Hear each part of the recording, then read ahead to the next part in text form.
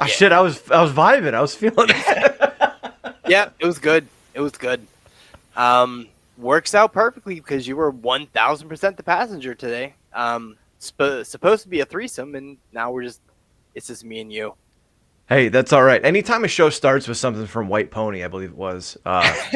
Yeah, dude, that took me back. Oh my god! No, as soon as that kicked on, that reminded me of like high school, like 2002, 2003. Like, and I'm not one of those guys that like goes back to the glory days of high school too much. But yeah, man, yeah. That's generally my music kind of. It's just that's what's on Apple for me, and I'm okay with it. It's dude, Deftones. I love one thing I love about Deftones. I think I found this in other things too, and I think John and I have talked about this because obviously John's a musician. I love atmospheric reverberation and the Deftones style in general, but like I find myself drawn to like synth wave and dark wave and things that where like it's more so about like the atmosphere than necessarily the music in some ways, if that makes sense. What I've noticed, and I don't know if this is just because I spend so much time in the car now, just listening to music.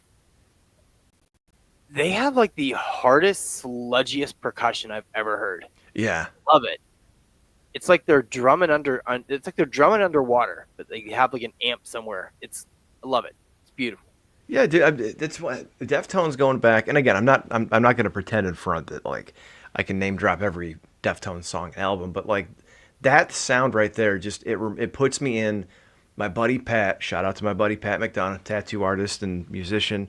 Puts me in his garage at like sophomore year with all my friends playing instruments, and they used to play Change and a bunch of songs from that era from Deftones. It's just yeah. I tried to explain to my daughter the other day, who's like 12. I said, "You're gonna hear songs at some point in your life that remind you of a very specific point in time or date Yes. or whatever, Oh and you're not God. gonna get it until you're old like me." But like that's one of those songs, dude. You just took me back like Doc Brown. Holy shit. Yeah. By the way, welcome everyone. This is the X's and O's. I'm Rich. That's who are you? Tell people who you are. BShow Brian. I am a Midwestern gentleman. I'm a Pisces. Oh, do you like walks on the beach? I do very much, Rich. Oh, No, man, I'm glad to be here. I'm one of the co-hosts of Spitball Media. We're on YouTube on Thursday nights. We talk about movies and a lot of horror-centric stuff, obviously.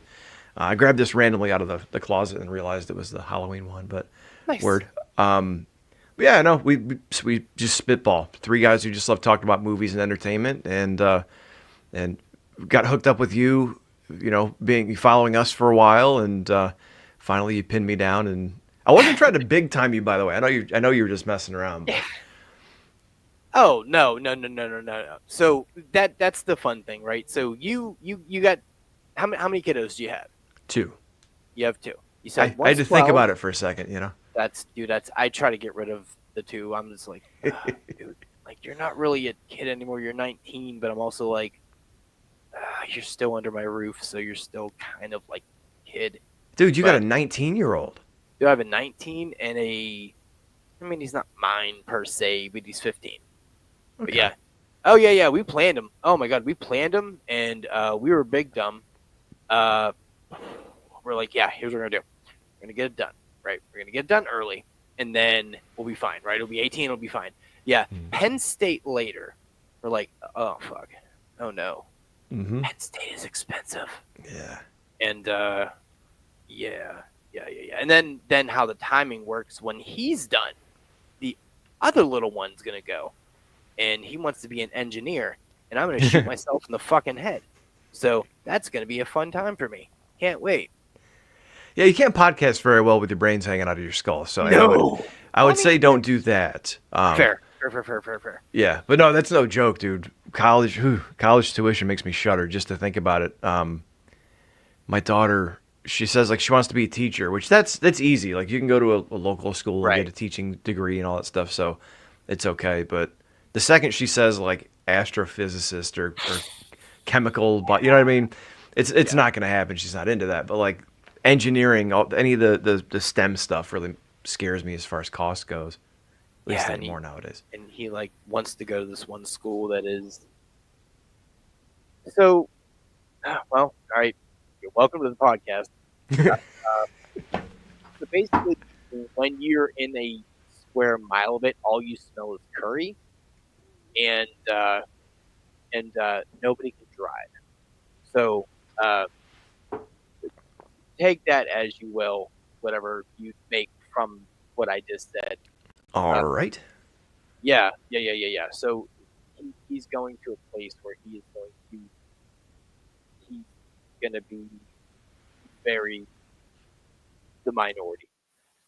Yeah, And so a lot of culture shock, fish out of water type of thing. Yeah, I get it. yeah, so and their countries actually pay them to go there. Um, so uh, dude, it's like 80 grand a semester or something, or it's like 80 Oh my. grand a year or something like that. I'm like, dude, they better teach you and below you, like after, like you better go back to where, like, well, my teacher touched me. Well, I paid her I enough to hope do so. so. Yeah, for $80,000, I hope so. Oh my god, like it's bonkers, man. I do not get it. But look, before we get into it, as you can see, Jermaine did not get whiter. Well, he's black, so he had to get super white to become you. It's fine. Don't worry about it.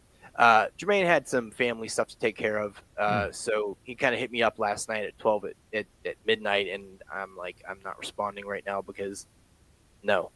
So he couldn't make it. You know, it may have been because you're white. I don't know. Because last time we had a white guy, it was like a reverse Oreo situation. So that A was little fun. uncomfortable. Okay, I get it. No. I mean, No. he definitely is not that guy. He actually used to be my boss, by the way. Fun little story. He used to be my boss, and we would talk at work, and we're like, dude, we should put this somewhere, and we eventually did, and there we go. You know, it's funny you bring something up that I thought about the other day. There's a couple of reasons because sometimes I think about like why we feel a need to do this or a calling or whatever. And there's two things I They call figured that a out. segue into business, by the way. Yeah, not bad. But like I don't know, I learned this from a couple of friends of mine who were on the indie scene in Michigan wrestling. There's there's two things. Like one, you either see people doing it and it looks fun and you want to try it, right? Because it's infectious, right? You want to take part. The other one is when you see people doing it and you go, I could fucking do that. Like, because they're not very, you know what I mean? And you kind of started where I did way back in the day, where I had a couple of friends in the break room, my buddies Sean and Rich, and we would just talk about wrestling all the time. And I remember we were walking out of the break room, punching back in one time, and someone said, "You know, I don't even know what the hell you guys are talking about, but you have a lot of fun, and it's funny to hear you talk about it." There you So, go. like that, it's so funny to hear people been starting out in their journey and where it comes from, because sometimes it ends up very similar to your own. So that's pretty cool. Yeah, you know what? And when we first started, man, we had so many grandiose ideas, like to the point where we actually had a show where it was going to be PG, like families were going to put us in the car and have their kids listen because fucking okay, and then we were going to have an explicit version. It ended up being the same damn thing. Like it just ended Okay. up being the same thing with cussing. And I'm like, yeah, can we not do that? Because that's a terrible idea. We're being disingenuous to ourselves. And I'm, oh my god, it was such a cringy idea, but it was fun because the whole time we've been learning, and Yeah. uh, that was what I like. My wife was like, I don't even listen to your shit. It sucks. I'm like, you're a Thanks, bitch. honey. You know, Love that's you. fine. Watch out for the Yeah, roller skate by the stairs. You yeah. I know. was just gonna say, oh, there's no. I'll just. This is Sparta. Let's go. But she's been such a big help because she is like, look, I don't care about your feelings. I'm like, oh, I know, I'm well aware, but you can tell me what you have to say here. And she's like, yeah, dude, stop that.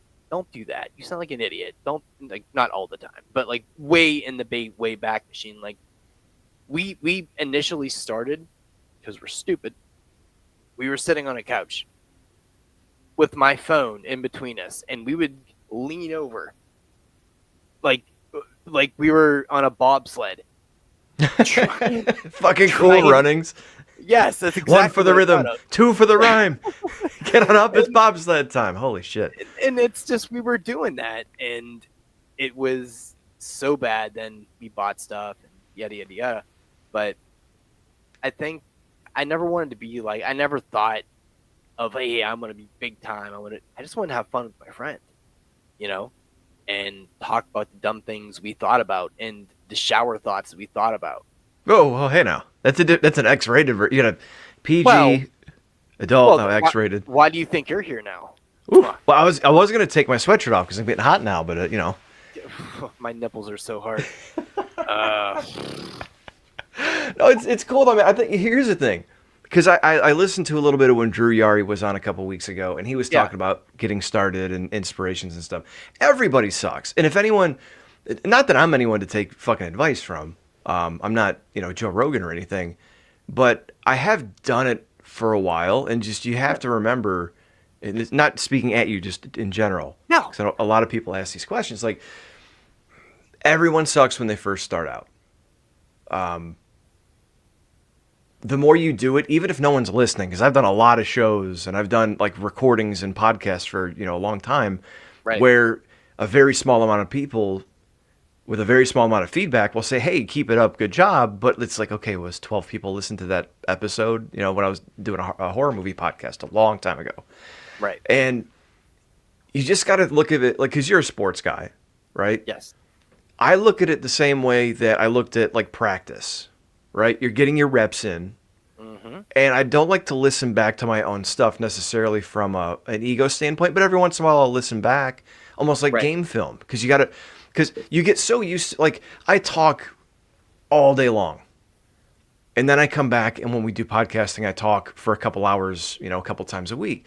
And you just get into your rhythms, and like I not only in my professional life for 15 years I've been talking to people for a living, but also podcasting for a long ass time in different forms to different, varying success.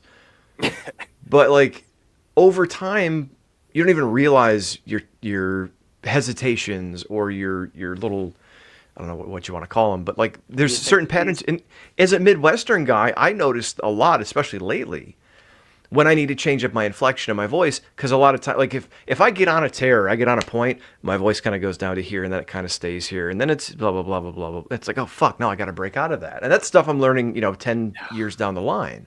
So you're always going to have to get better. You always suck when you start out. Just consider it, if no one's listening or a few people are listening, anyone listening out there, just consider it reps. Work on your shit, work on your craft, and eventually shit happens. So. No, and that's the thing, man. Like my whole mantra behind, because I've been listening to podcasts for years. It is ridiculous, and I always have them on while I'm doing something else, right? And it's like a 50-50 time split of my attention span. Mm-hmm. So when I got into this, like once I really started figuring out, okay, what would you like to achieve? Like my mission statement was basically like, hey, I want you to turn me on while you're doing something, but pay more attention to me than what you were doing. Unless you're driving. Don't do that. Like that's fucked up. You'll die. But like other than that time, like if you're just doing something, like I want what we're doing to catch your attention. And that's why I never really went the formatted route. I don't want to sound like everybody else. Like I don't want clickbait. I'm not that guy. Like that's not fun for me. And until it's not fun for me, I'm going to do this. And I've yet to have that moment where I'm just like, I'm all set, man. I don't know if I brought this up on the show the other night or if I said it offline to John and Shaheen, but we were talking about, I have a YouTube channel that I have not put anything up on in a while. And I felt so unmotivated to do so, and almost anti-motivation to do so, just because, look, when I was first doing it like 10 or 15 years ago, just feeling it out, the algorithm was different. You could have something go viral a lot easier, or let's say, how about this, for instance?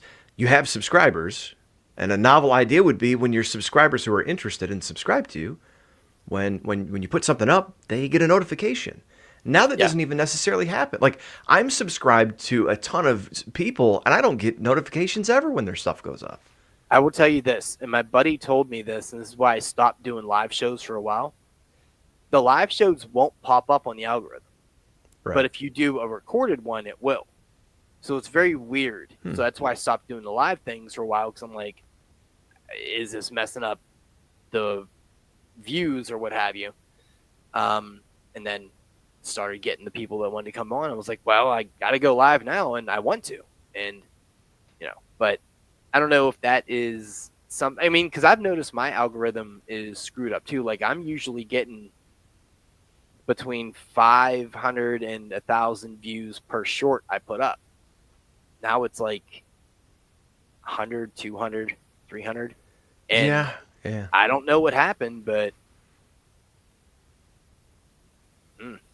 it could be anything. Because, like, I thought it was just me at first. I thought, like, because here's the thing. If you do, like, I was doing almost mini documentaries on horror movie concepts. And what it broke down for me is it would take me for like a minute of finished video, it would take me about an hour to edit. So if I'm doing like a 10-minute video, it's taking me 10 man hours to put up. And that's not counting like, oh shit, I found something else I got to fix. Or some of the videos are like 15, 20 minutes long. So you can imagine. And it's like kids go to bed, pound this out for 2 or 3 hours. I'm going and clipping content from online. I'm narrating stuff. And that's if all your shit works, right? Because you know how that is. And no, I don't. But it gets to a point where like you spend 10, 15 hours on a project and then you put it up and maybe the first couple of days it gets some traction and then it just dies a miserable death. And Shaheen and I have talked about that quite a bit. I feel like a tweaker. I'll keep itching my lip for some reason. God damn. It's fine. It's just the Coke. Yeah, the from the Midwest, dude. It's heroin or it's... I'm sorry. Wait, you're from Pennsylvania, right? I'm from Pittsburgh, yeah. Pittsburgh, okay. So how far is Pittsburgh from the Ohio State line? Let's see. Like, what is the... I didn't mean exactly. I mean, are you Western Pennsylvania?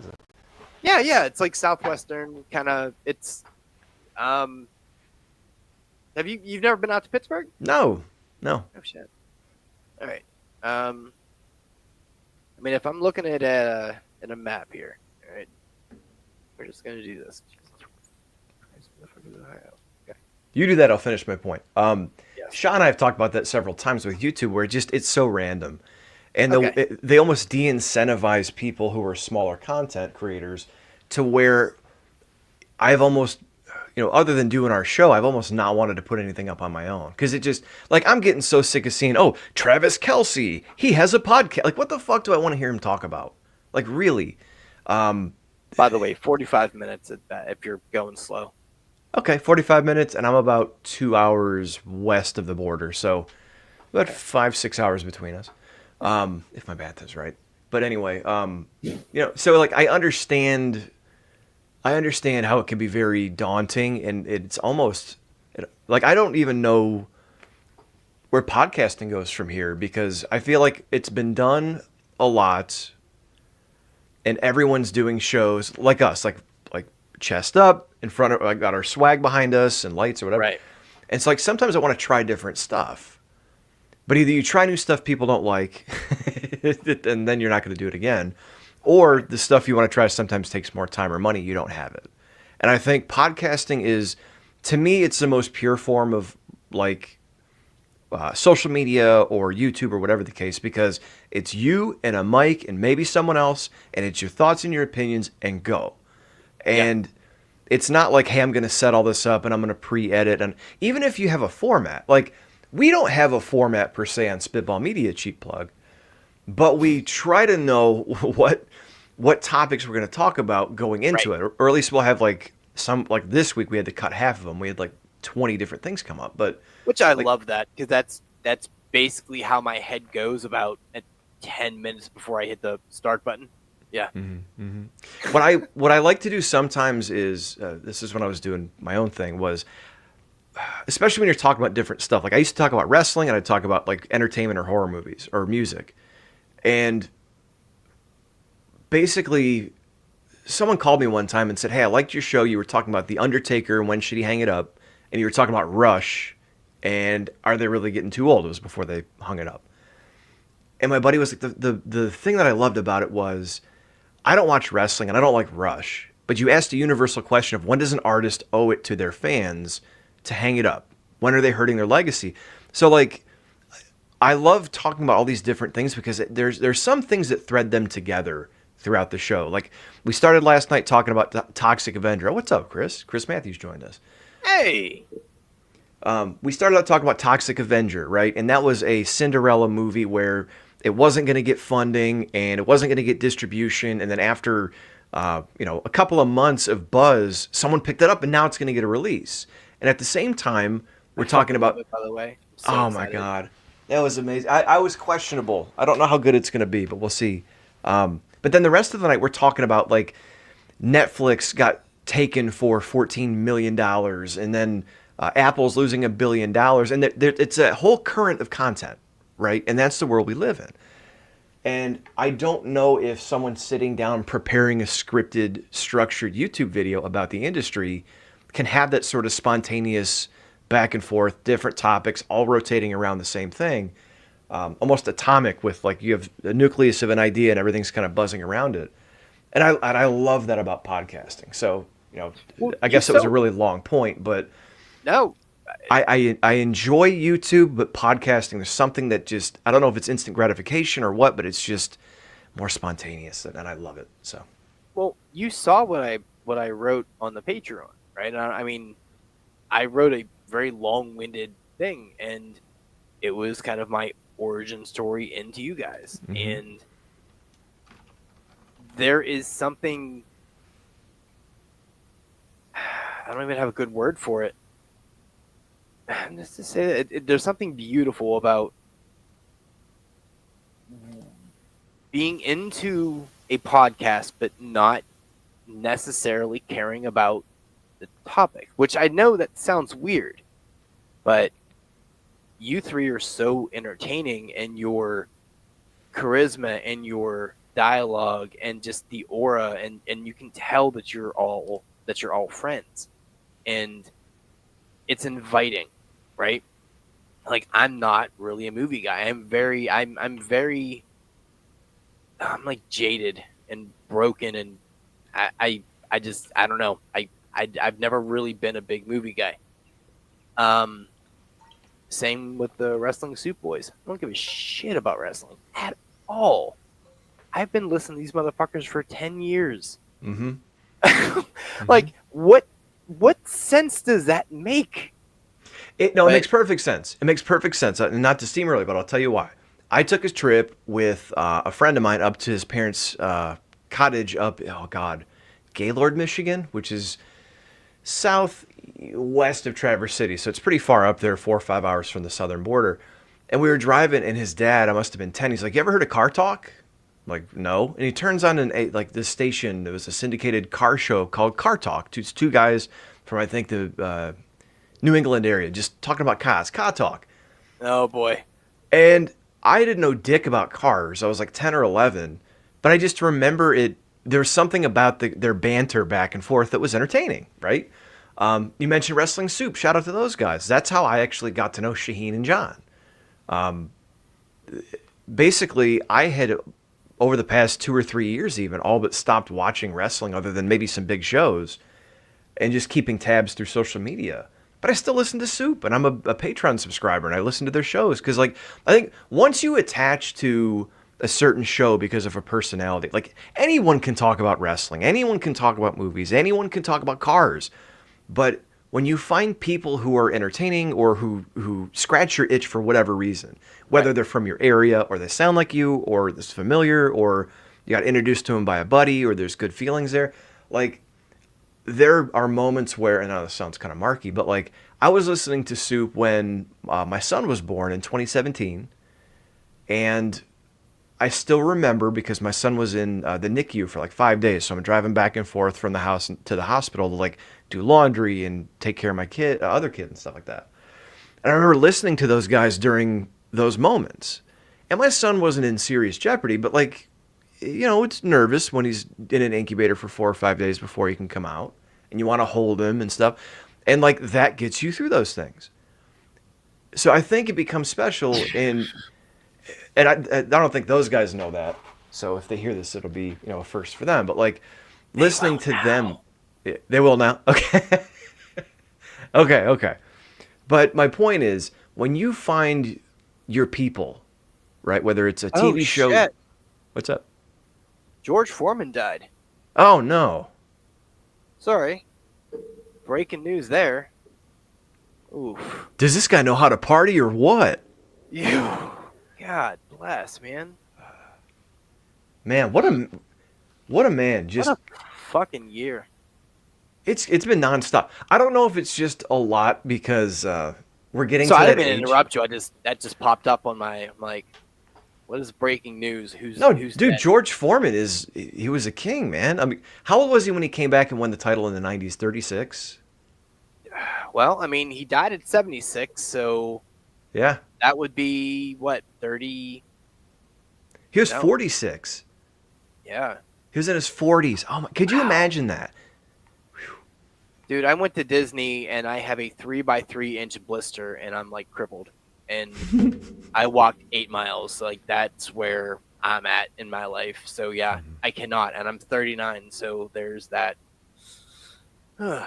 Yeah, we're about the same age. I had to chaperone my son at like a science center field trip today. And Nice, after like sort of, 3 or 4 maybe. hours, well, no, it was okay. A lot of kids, a lot of stimulation, and Yeah, we got there at like 10 o'clock, and by like 1:30, all the parents were fried yeah. and just sitting there like, all right, 10 more minutes, just let him play. Well, that's what the wife said. Like when we went like I told you, we went to Disney, and she had like the pre-screen of Snow White. Don't give a shit. I don't care. Yeah, how'd you guys?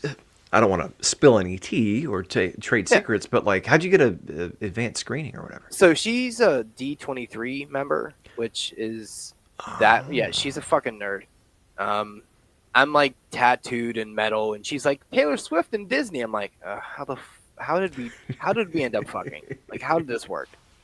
But yeah, so she got free tickets, and she was like, well, you want to go? I'm like, no, but I love you, so I fucking will. So we flew down there and did all that, and spent the next day at Epcot and did that whole fun thing. But the moral, what I was saying though, she was like, look, all the littles are gonna go home by like 1 or 2, so then we can actually get in line for other stuff. I'm like, okay, that's fine. Like you're an absolute Disney nerd, and if you could utilize your intelligence for that, maybe we could, I don't know, do like some nuclear physics. That might be why we have an engineer kid and a musician kid. So that's what's going on there. Right on. What did Chris say here? Knock Michael Moore smooth out. Yeah, I mean, that's when boxing was boxing, Chris. Like that's when motherfuckers actually squared up and didn't dance. Um, Around the time of the Tyson fight with Jake Paul, I was showing my daughter the knockout comps. version. Yes. Yeah. Oh my God. And Yes. watching dudes just turn to silly putty after Tyson hit him. Oh my god, it's and that's the thing too is Foreman came back in that era. So imagine coming back at like 46, and Tyson may be, and he might have been in trouble, like legal trouble at the time, Yeah. but like you're still in that arena with guys hitting like, oh my god, that's just amazing. And like imagine like how bad off Ali was at that time, because Ali was like almost Yeah. non-communicative, Yeah. whatever. And then you're like, oh, yeah, I think look at Ali. Yeah, I think I'll get back in the ring at 46, like as a heavyweight. It's crazy. Jesus.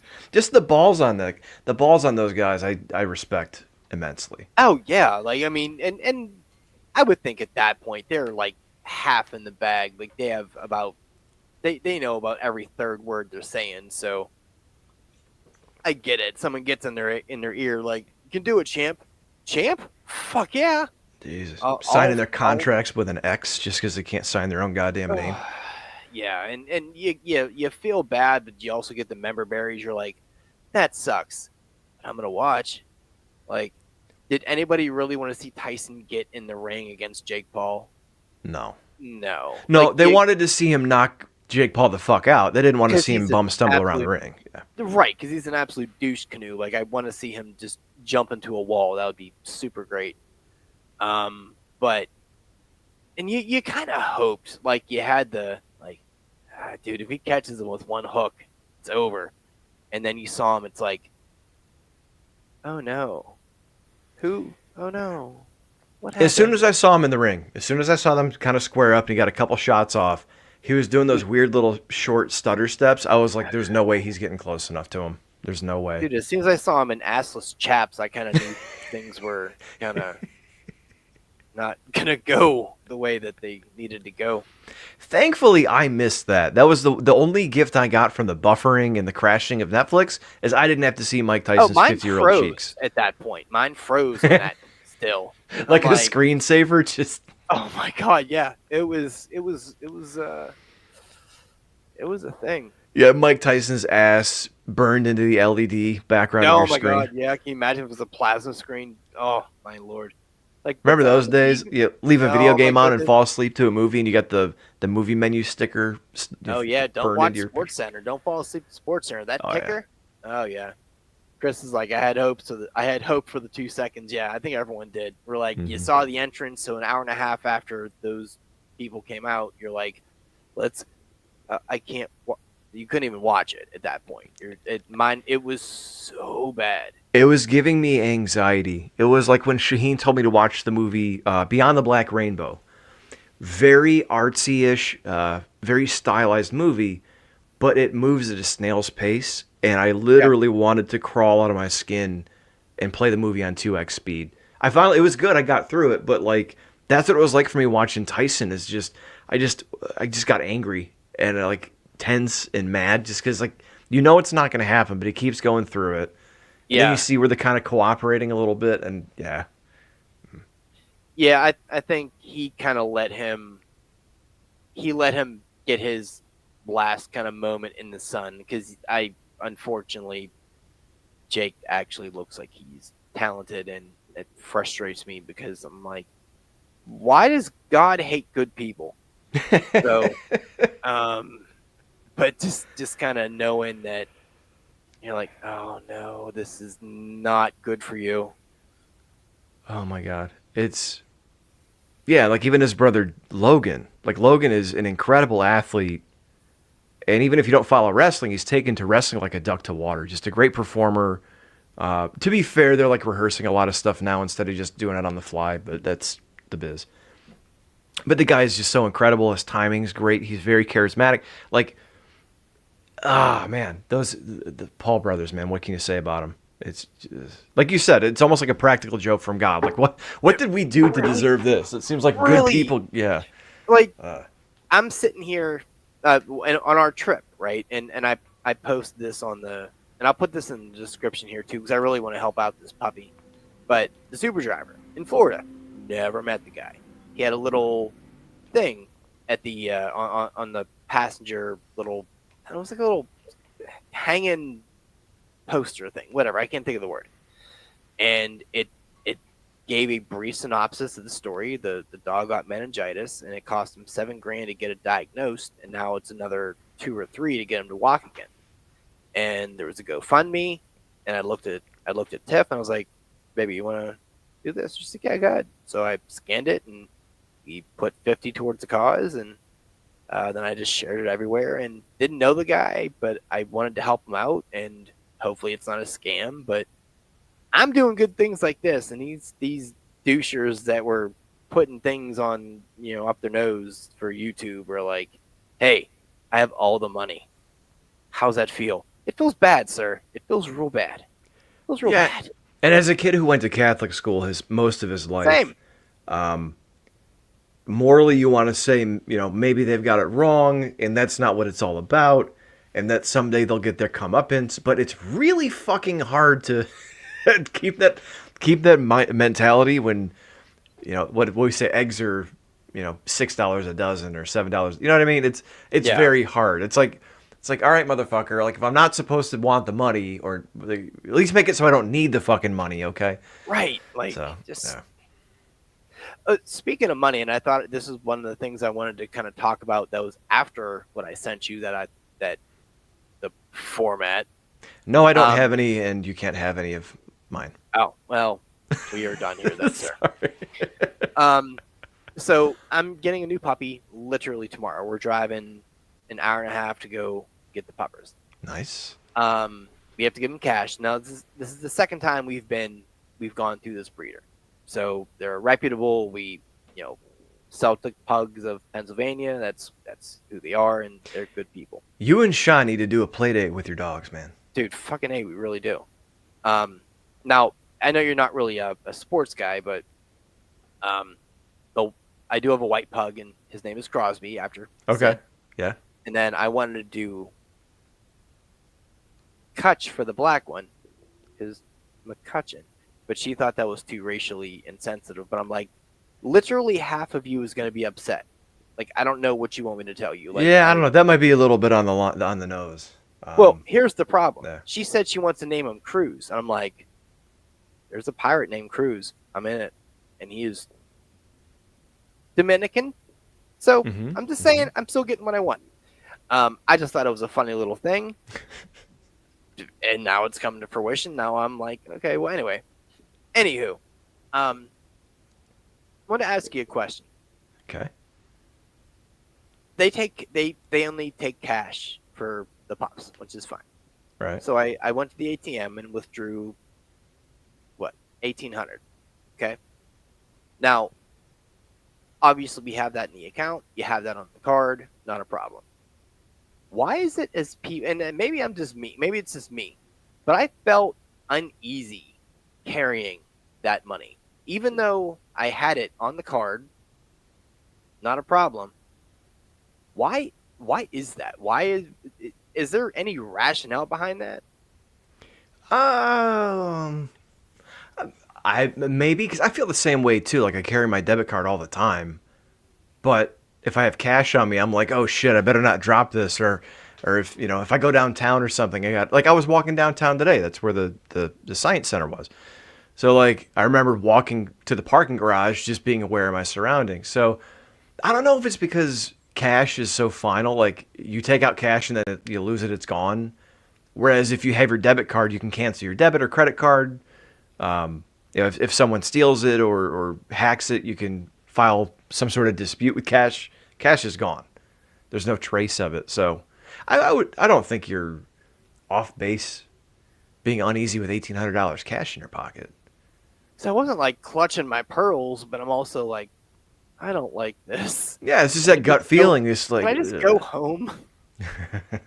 Because the ATM only gave me 20s, so that's like, fuck all. I'm not doing the math, but the wallet was not even remotely trying to close. So I then had to go to a store, say, hey, do you have a safe? Can I just like trade you all of these things so I can have $100 bills so I don't look like I have money?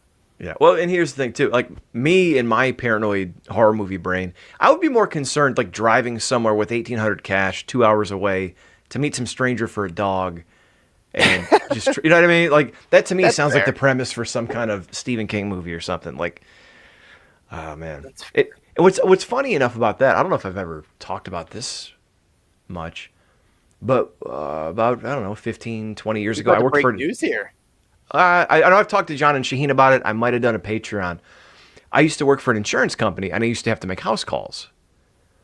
And I remember being nervous the first time I showed up on a stranger's doorstep and how weird it felt like to run the appointment in their kitchen. And I just remember as a horror movie fan thinking like, first of all, these people don't really know me other than the company I represented.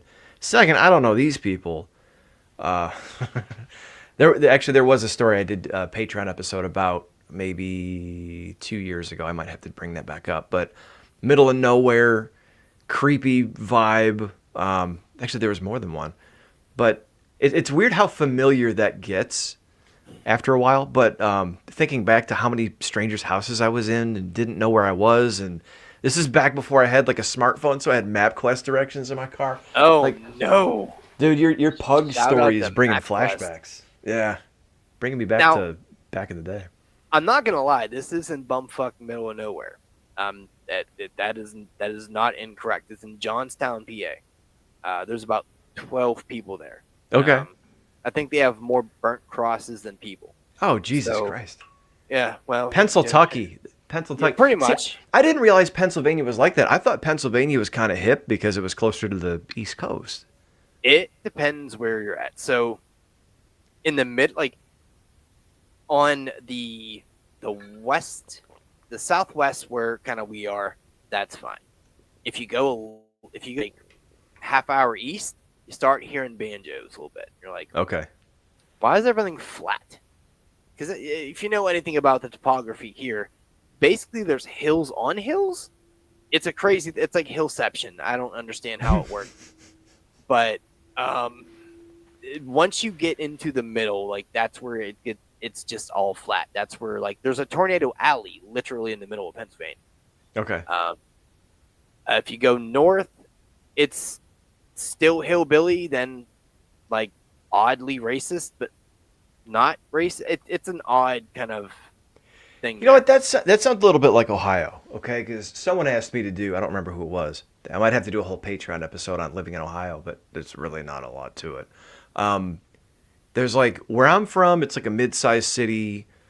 And then over here, you've got Cleveland on the other corner. And then down here, you've got Cincinnati. Down here, you've got Columbus. And then you've got some college towns in between that are small, rural, but with a bit, a local college. And then fucking everywhere is cornfields and soybean fields. So, like, depending on where you're at, almost like Pennsylvania, depending on where you're at, some are more hip or more progressive. And, obviously Toledo's still more of like a blue collar. It's like a weird, it's like a support town to Detroit because of the automotive industry. So it is oddly, it's an odd mix of like progressive and like took our job kind of guys. Yeah.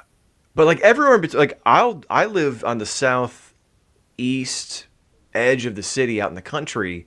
And if I drive 30 minutes west, I see lawn jockeys painted up. And it's like, ooh, okay. So, and it's bizarre, man, how like I never knew that. Like I grew up in Toledo and I knew there was, ignorant people. But like I didn't know that 40 minutes out of the city, like I would see like Confederate flags being waved. Like as I approach my house, there's a guy with a Confederate flag flying. And it's like, I know there's people out there, but yeah, it's almost like a whole different world when you just walk outside of your front door. It's kind of fucked up. Yeah, it's a little unnerving. Yeah, here's the problem. Pittsburgh is not a huge town, but when you live here or around it, people will claim that they live in Pittsburgh, but they're like 35 miles out. That's the same thing. The same thing as Detroit. Like, oh, yeah, fuck yeah.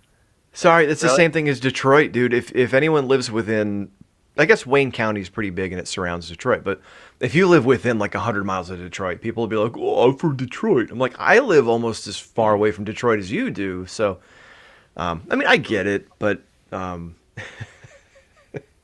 wait, Pittsburgh. Was that Bruno Sammartino from Pittsburgh? I believe so. Yeah. Bruno Sammartino. Okay. And you're not a wow. It's funny. I living in the bubble as a wrestling fan my whole life.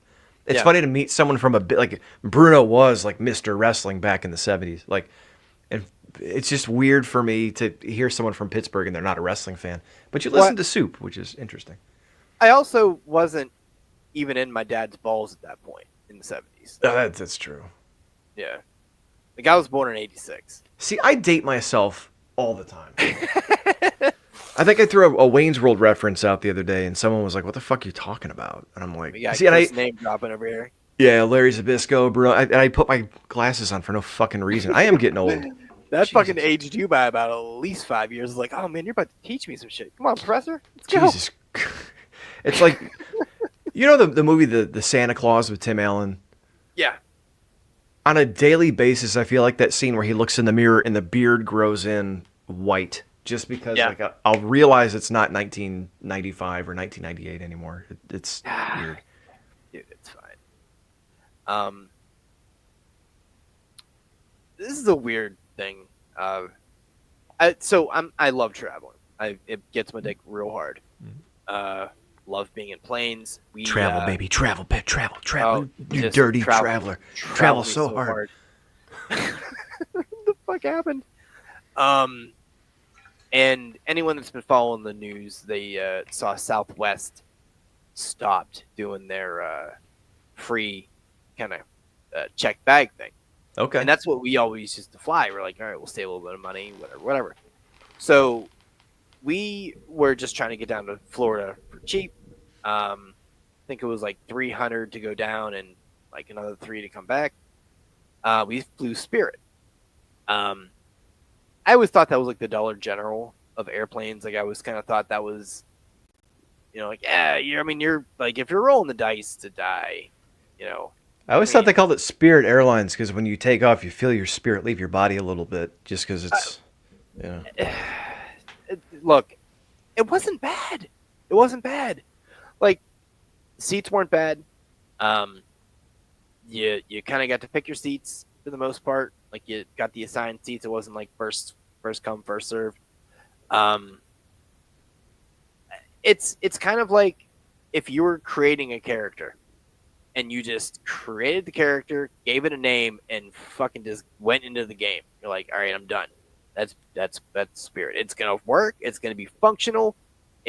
There's nothing fancy about it. Are you a flyer? Do you like to fly? I do like to fly. I don't travel all that much, but when I do, like, I hate driving. As a kid, my parents would want to go to like Fort Myers for spring break.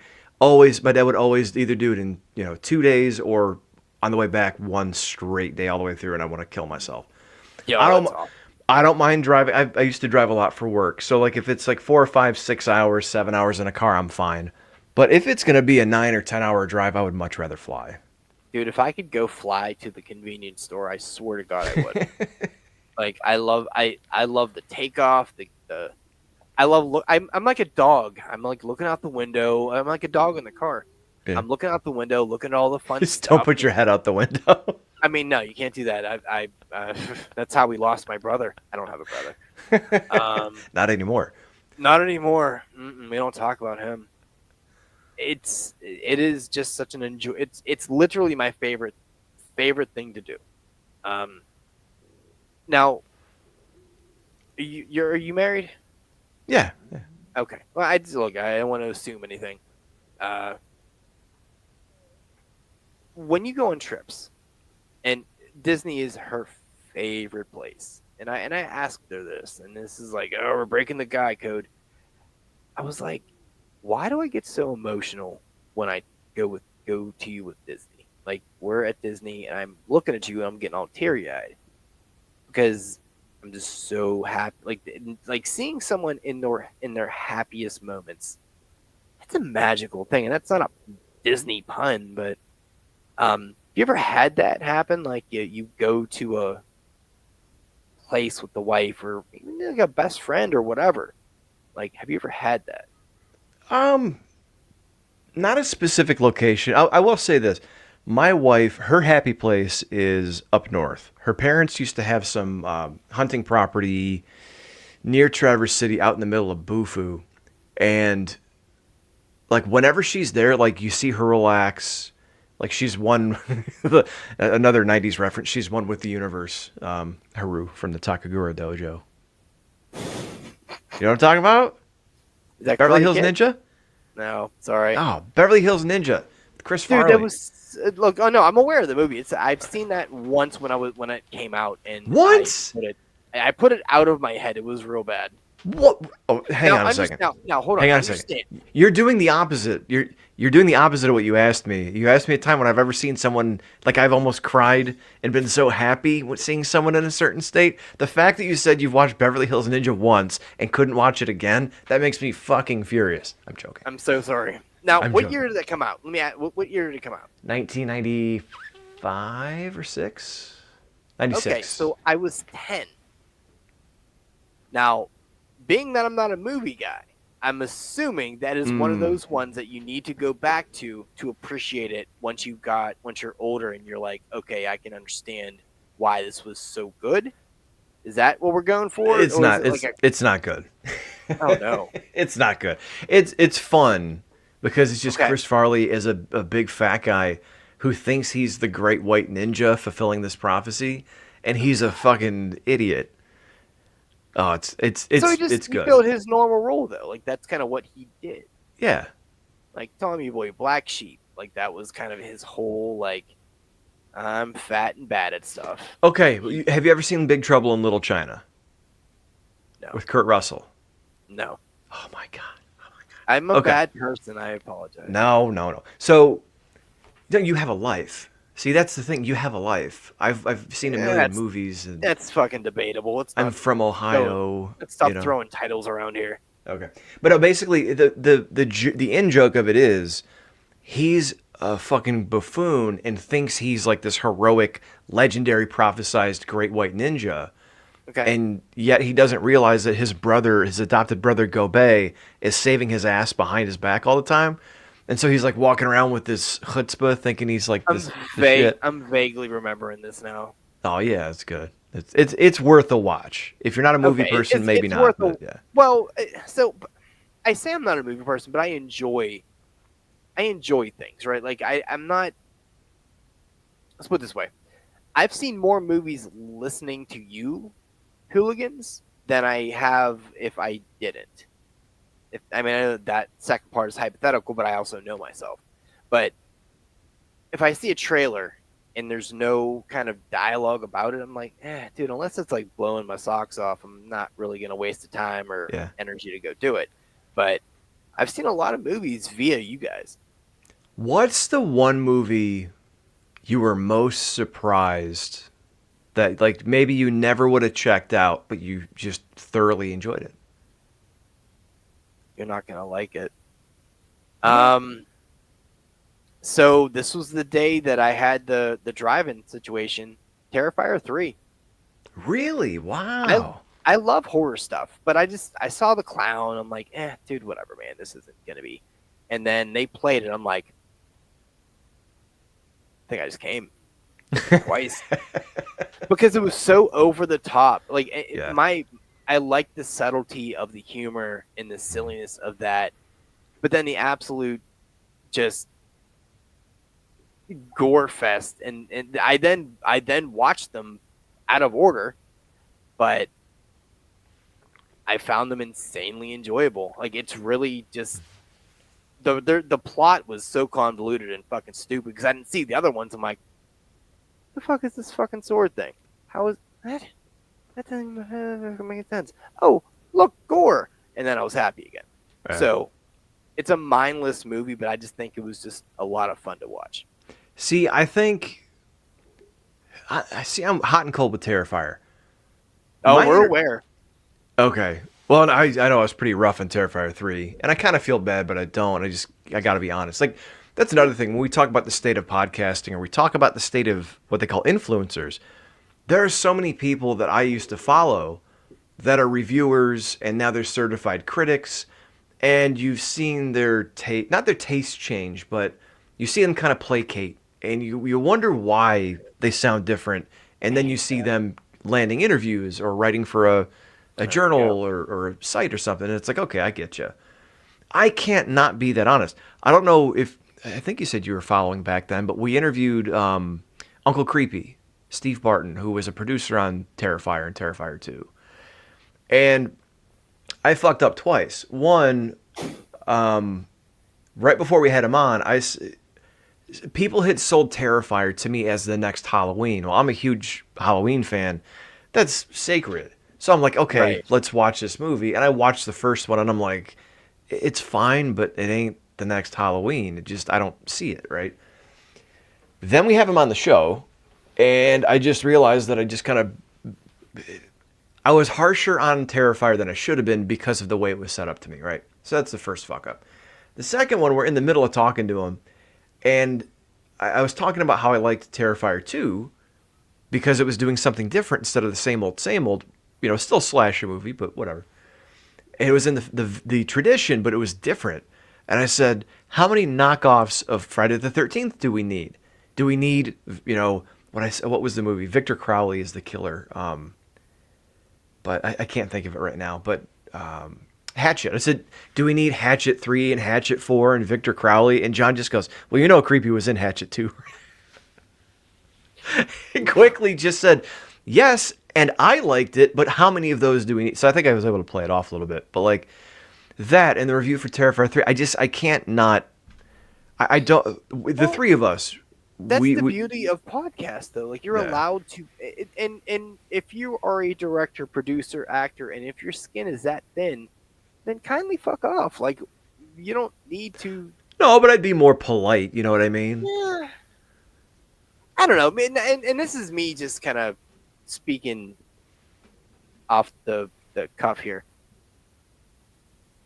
It would suck to hear, but I would honestly appreciate unfiltered honesty, because you're so used to people, licking your taint, saying every great thing and placating to you, and like, just, I don't know. I would say, I mean, fucking ouch, but no, fair enough. I get it, but this is why it's different. This is why it stands out.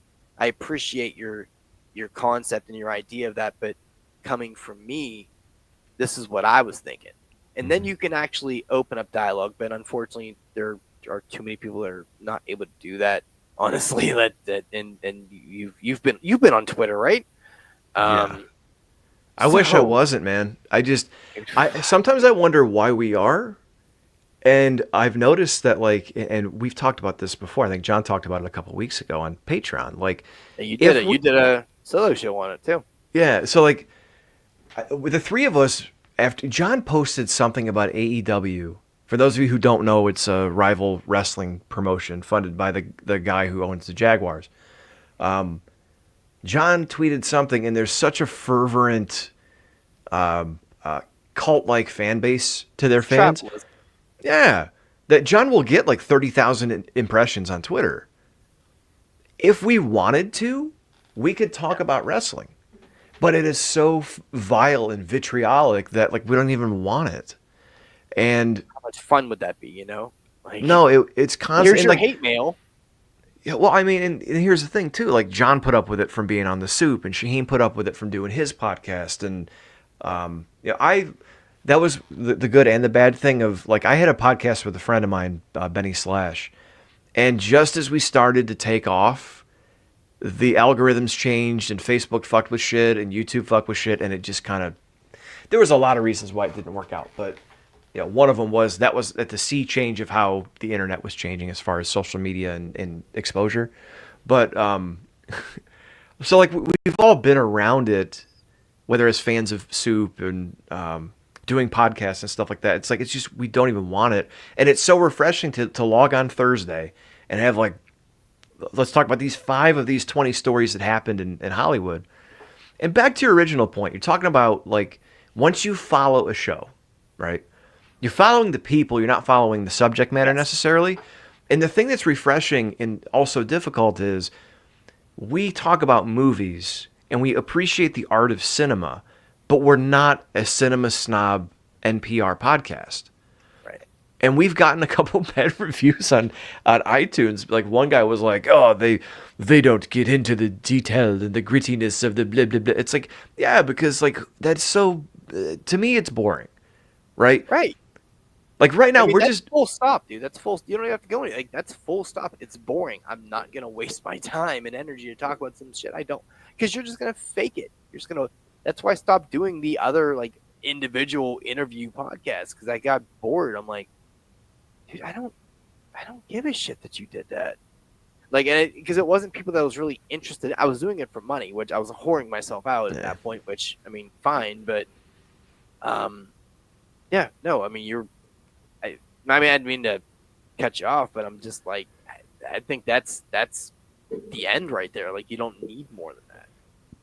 Well, no, I get that. And the only point I was making to that was, I think as fans of things, a lot of times, especially, like, if you're really into something, you want to talk about it. You want to geek out. You want to do whatever. Yeah. And I think the thing that sets certain shows apart, like, not to keep sucking their dick, but Soup was the thing that I always was drawn to with them is it wasn't, so this week on Monday Night Raw, these two guys wrestled and Ric Flair put the figure 4 on this guy 3 times and then I'm anemic to those types of shows.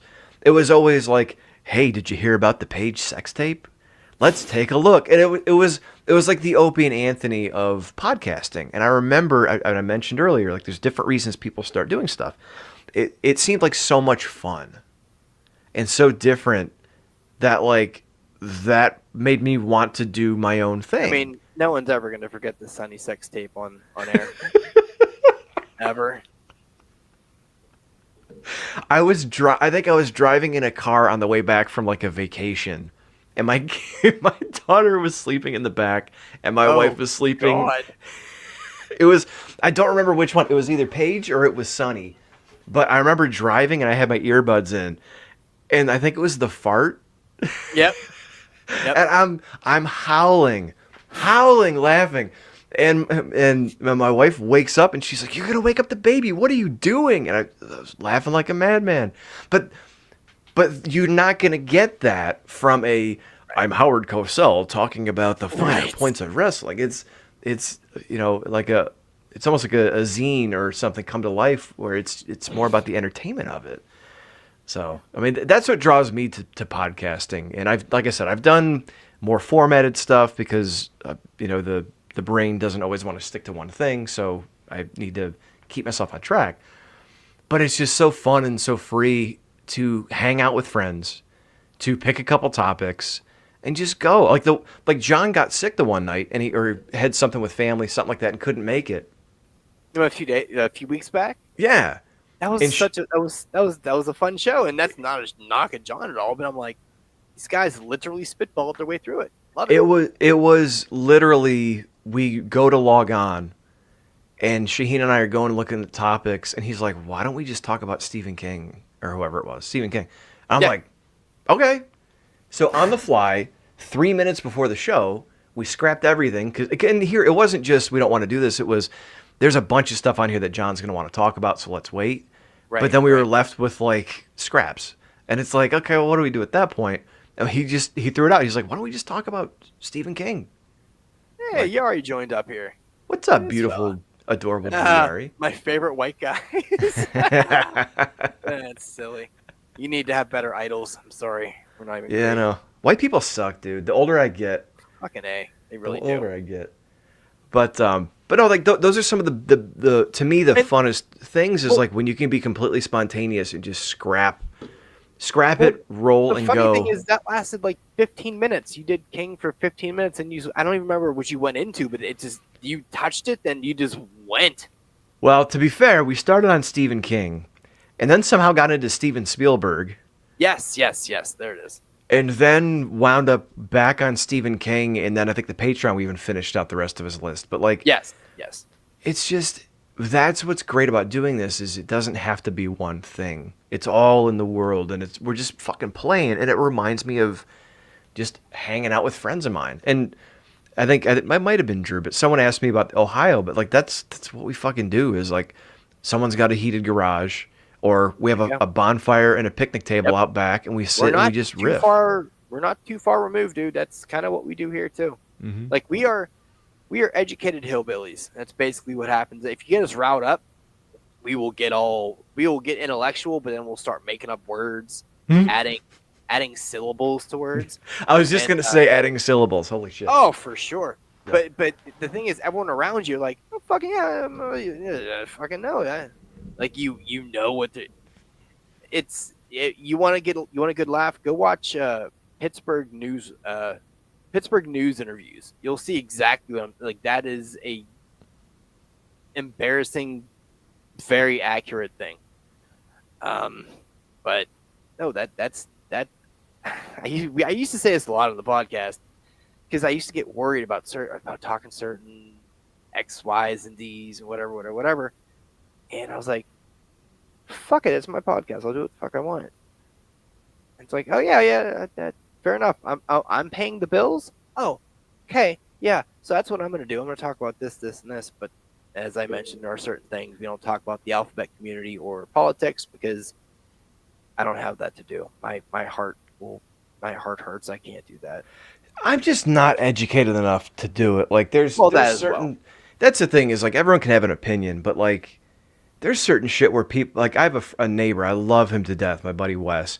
He loves to debate shit, and he asked me one time about something, and I just stopped him. I'm like, dude, I'll talk to you about anything, but it's not going to be that because I don't even know enough to have an opinion. I feel like that with politics, and honestly, we felt that when we did Break the Apocalypse. And I just remember getting so depressed. And my uncle had just passed. I think we had put my one dog down. And I remember we were talking about some like school shooting or something. Oof. And it was like the third one that summer. And I remember just being like, I'm done. Like I was under a lot of pressure at work. And I just finally was like, guys, I'm going to have to take a break. Like I can't, I'm working too much and this is interfering. And I can't I can't do it. And I didn't realize that Shaw was at that same point because when I ended up coming back a couple of months later after Yeah. that summer was over with, we changed pretty quickly to just entertainment. And it's so refreshing. Like I don't understand why people want to just talk about shit that makes them angry all the time. I would much rather spend time in an arena that is fun. Dude, You know what I mean? it's difficult because I try to stay away from it. I try to stay away from it on Twitter, but I just get sucked in sometimes because I see like hypocrisy, and it makes me angry. I'm like, I don't know if you're doing this on purpose or if you're just too ignorant to what you're saying, but it's like a compulsion. I need to like say, no, look, yeah. I Dude, just, I don't have words. I follow the Keanu Reeves method. I'm too old for that. If you say 2 plus 2 equals 5, you're right. It does. And then I move on with my day because you just can't. Dude, You I can't need do to. it. I really, and I've actually blocked words, and it doesn't seem to really work too well. Well, And I just, uh, and it doesn't look. It doesn't help. Social media is something you need to do and do often. In some cases, to have a podcast, to get it out there, to develop an audience. I've never However, had social media until I had a podcast, so you know. if I tell my wife this all the time, if I didn't have a podcast, I probably. Oh shit, yeah, Drew. I agree. Wrestling is frustrating to talk about. I love what I'm able to do. My movie and entertainment. Exactly, dude. We talked about this before you jumped on, unless you just weren't in the chat yet. Like we talk regularly, the Spitball Media crew and I, about how we could do a wrestling show, even if it was Oh, yeah. Patreon based. We just don't want to. It's so depressing. And I think one thing that broke a lot of us was there was around the time of the was it Me Too movement in Hollywood. There was a Drew, what'd you see, Drew? He just got back from the movies. While he talks about that, I'll expound. Basically, there was a movement in wrestling that came out like listing all these people, and it just was like the straw that broke the camel's back. For years we'd known about, like, not known, but you hear about stories of all these guys. Ash, oh, how was it, Drew?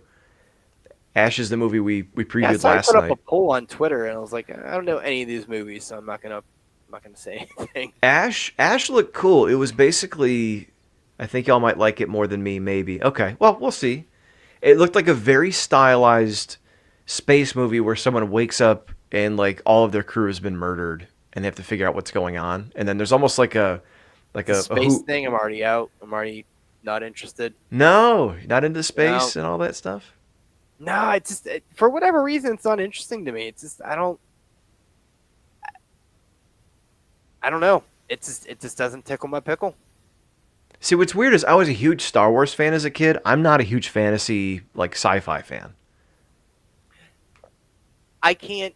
I don't like Star Wars. I don't like Star Trek. I don't like any of that stuff. Mostly now, I never really liked Star Wars, but especially now because they took my birthday and raped it, and I'm not okay with it. May 4th. Yeah, I'm not okay with it.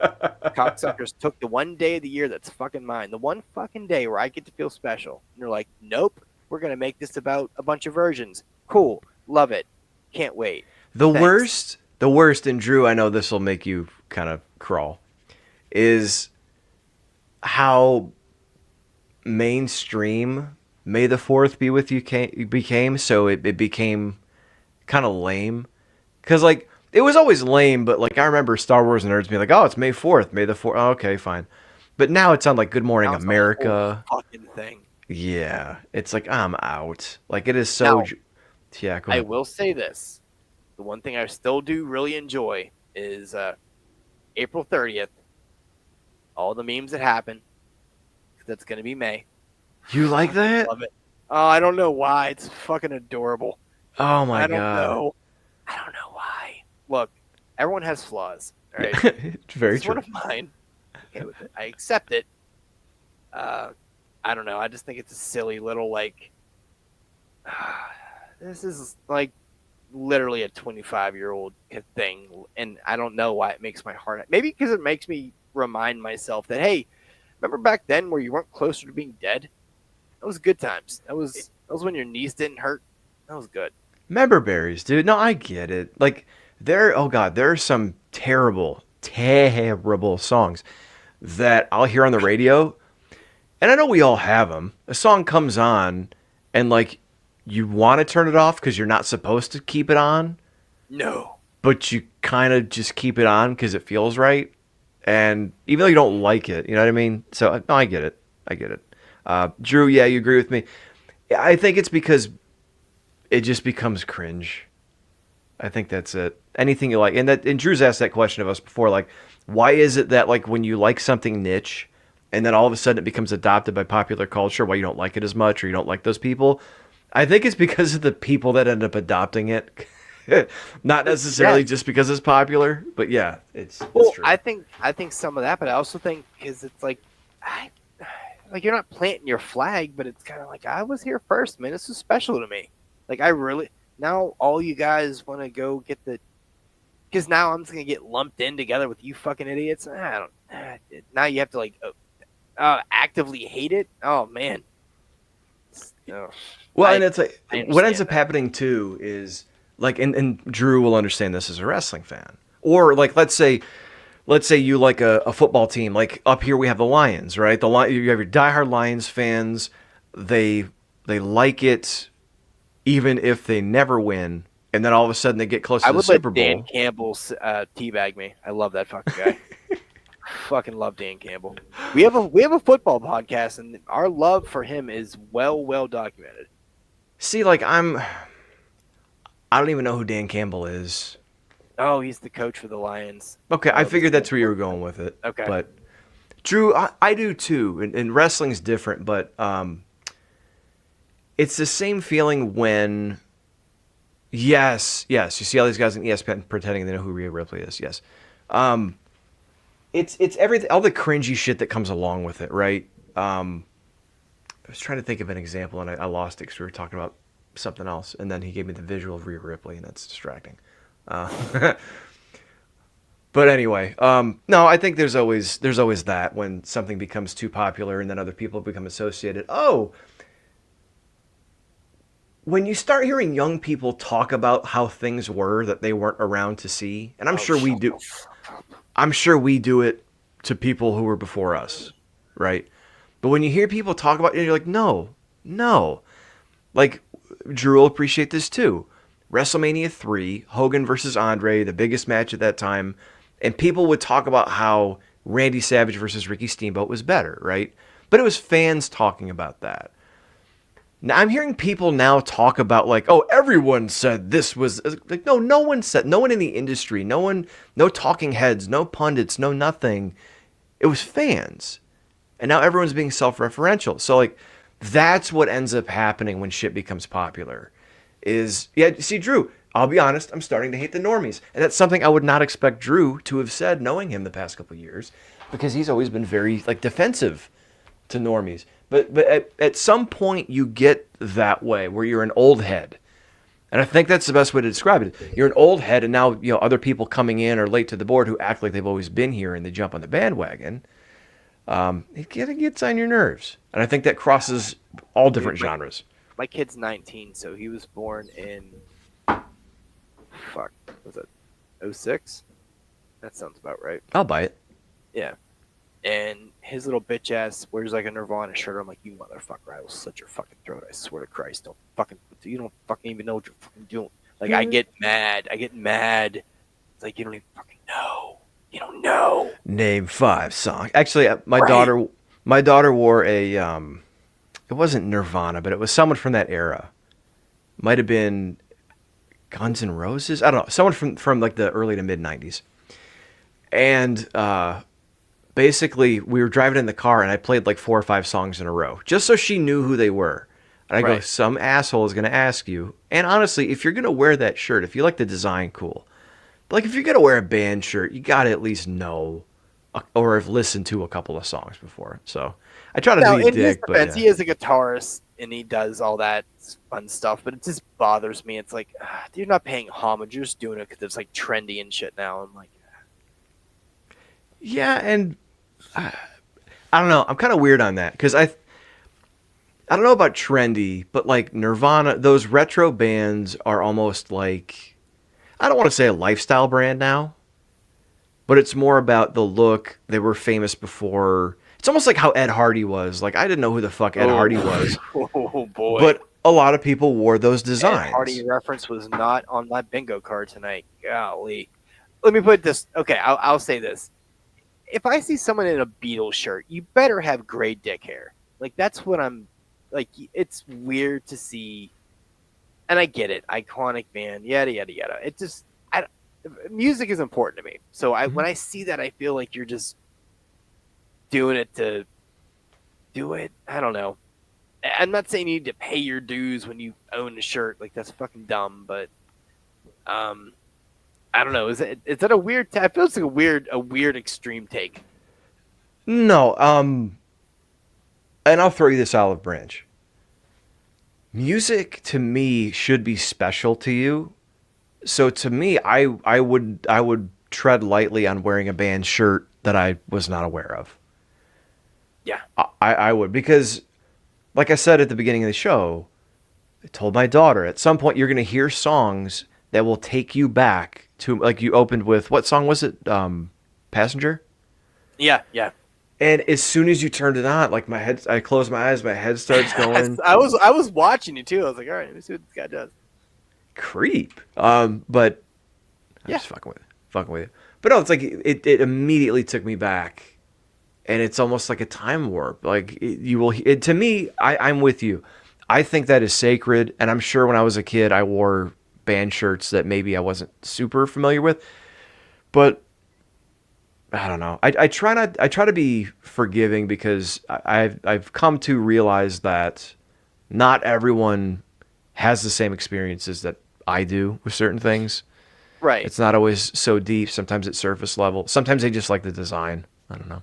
Yeah, but it's that passion thing, like you said earlier. When you're passionate about it, things are impulsive almost. Like you. I don't know. There are certain things in life, and I don't know if that applies to everybody or if it's certain people have certain things, but for whatever reason, if someone, like, I'm holier than thou, if someone goes against my ideology, I'm like, how dare you? I'm not saying anything, but I'm just looking at him like, you son of a bitch. There's a special place in hell for you. I'm wearing a shirt. It's like, fuck you. What are you doing? Mm-hmm. Well, another thing too that I thought of as you were talking, I was thinking about how we grew up. Like, I didn't grow up in a rough neighborhood, and I didn't grow up as Gen X. I grew up in the hood. Did you? Okay. Oh, seriously, only white dude, and I saw a dead body before I saw a pair of tits. Oh my God. Yeah. Holy shit. House got shot up and everything. Yeah. Legit. Oh my God. Yeah. So wait, where was this at? Duquesne, Pennsylvania? Duquesne, Pennsylvania, yeah. I've never even heard of Duquesne, Pennsylvania. Yeah, it's not. I mean, it's a forgettable place. It's like the underbelly of like West Mifflin. That's where I ended up moving. But yeah, from age 1 to 12, legit in the Holy hood. But shit. but the thing is, here's the interesting thing. And it shouldn't really be interesting. Uh, Never really looked at race or anything like that. I was like, oh, that's my friend O'Kevin. It's like, oh, is that your black friend? I'm like, huh? That's my No, friend. Yeah. no. Well, now it's fucking weird. Thanks. Um, Thanks for putting that nugget in my brain. yeah. If you've told this story on your show before, I apologize, but like, what led to the house getting shot up? Like, what the? Like, I gotta know now, man. That's some Oh, shit. sometimes folks is crazy. I don't know. It was a drive by, dude. That was all it was. It's a fucking drive by. Was it your place or was it somewhere near you? Oh no, like literally the house got shot up. Like Oh there my were god. bullet holes in the house. I don't know. I don't know if they were in because how the house was built. It wasn't like a row house. It was its own big. It was like it was a pretty big fucking house. I'm not gonna lie. But then there's a road that goes to the left, and there's a house on the other side of the road, and then there's an alley and a house, probably a house and a half up. So it's not like you missed who you're going after, unless it was like a drive by into a car kind of thing. I don't fucking know. So I always thought it was weird because how the house was set up, it didn't make any sense why we got shut up. But yeah, Do absolutely. you Bullet think it was holes like and an dead bodies. initiation thing? Could have been. Well, you know what? It so. I feel like I opened up a can of worms on this one, man. Sorry. Oh no, not at all. So, do you ever watch your local news? Yeah, yeah. Okay. Do you ever hear a certain community, certain city pop up all the time with shootings Mm-hmm. and Mm-hmm. murders? That was Mm-hmm. Duquesne. So, not so much anymore. But now, or back then, absolutely. It was like, name that tune, you know. So, drug deals all the time. Fucking kids falling off of a pipeline and dying. It was a whole fucking thing. Um, Jesus. oh yeah. But I grew up with my grandparents and all that fun stuff. I got a whole origin story, man. I was telling John a few days ago. He was talking about heroin. I'm like, guess what? I was born addicted to heroin. How about that? My dad was an actor and a cameraman. Oh, I didn't Act- tell you that. I think I heard that through the grapevine. Yeah. So, I was funny enough. I was talking to the wife today because he was doing camera work on Gung Ho, and I was like, "Did you know I was a drug deal?" He's like, "What do you mean?" I was like, "I was a drug deal. Basically, he had heroin. My mom banged him for heroin, then pieced out. I was a drug deal. Oh my god. Yep. Born addicted to heroin, all that fun stuff. Absolutely. Dude, I've got a friend that I grew up with. He texts me every morning. Sometimes he misses when he's not doing well, but Never touched it, by the way. oh, good for you, because this guy. But I'm not gonna say his name because I don't want to throw shade. No, But no, don't do that. That's all right. really good friend of mine. He's a much better friend to me than I've been to him over the years, just with keeping in touch. But we grew up across the street from each other, and he was always, oh man, always in trouble, behavioral issues. He was the first kid we knew that was like on Ritalin or other medications for like mood and stuff like that. Right. And he just had a tough time. He was adopted, and it just was tough. And we didn't find out until later that like he was a fetal alcohol baby and was, you know, his mom was on drugs and stuff. So like I have a soft spot for that. Luckily he's clean and living a pretty good life and has kids, and I'm fucking proud of him. It's that's tough, and it's funny because like I've watched him struggle, and due to his past with his mom, I would think he would never touch the stuff. Yeah. And then I don't know if it Well, was heroin, but it was stuff. He got it, dabbled in it, and got roped in, and it's tough. usually those people have an addictive personality built into them. I know with me, noises bother me. Like I'm like super sensitive to noises, so they irritate the shit out of me. If I don't want Like, to hear it, it irritates the shit out of me, yeah. which is horrible because the wife snores and I'm gonna kill her. Uh, yeah, no, for realsies, just cut her head off. Love her to death, literally. But yeah, never touched any hard drugs in my life. Never did anything like that. I really should have came out all disfigured and all fucked up because she was a heavy user. Obviously, she's fucking cameraman for heroin. Come on, not really the moral standard. Everyone's dead, by the way. So I'm not talking like Yeah. you can't hear me. Every single part of my family is dead. It's only me. But yeah, it's some silly shit, man. So it's good to hear someone else of that ilk was able to make it, because usually those people are in the gutter, man. They're dead. They don't make it. Yeah. Good on you too, man, for staying away from that stuff. It's not. Man, it's everywhere now, and Yeah, I'm just happy that it turned out well for you. Honestly. yeah. It would have been kind of why it would have been a bad situation. How it was harder to get then. Now it's like, hey, I'm gonna go get a Mountain Dew. Would you like some heroin? Well, I mean, when in Rome. But No, I hear you. so I know we had a lot of other shit to talk about and plan, and nothing ever works that way, which is perfectly fine. But I also don't want to have you run super super late, because we're at what, an hour and a half already. Yeah, it's all right, man. Okay. Want to hit a couple more things that you wanted to bring up, and we'll get out of here? Oh, dude, I don't even know what I was talking about. It was so free flowing, and that's the part of it. I know I mentioned the whole getting emotional thing whenever you take the Dow the do. Stupid. Do the do. Oh, Dow the do? I didn't see that. Oh, is it do the do? I just can't read. No, do the do. I mean, Dow the do works too. There you go. You missed an opportunity there, Drew. Very ashamed. It's all right. No, speaking on that, maybe when we go up north, when she settles down and settles in and gets comfortable and stuff, I can see how important it is to her. More so with me, it's the dad thing, and not to be cornball, but like, just my son was playing Fortnite the other day. That is about a couple months ago now, and they do this battle royale thing where like you start out with like 1,000 people, and then whoever wins is the one who survives, right? And he's 7, and I never thought he'd win because it's hard to understand and strategize when you're only 7. And he gets down to it, and we're standing there, and my wife goes up to bed, and now he's down to like 50 people. I'm like, okay, this is getting real.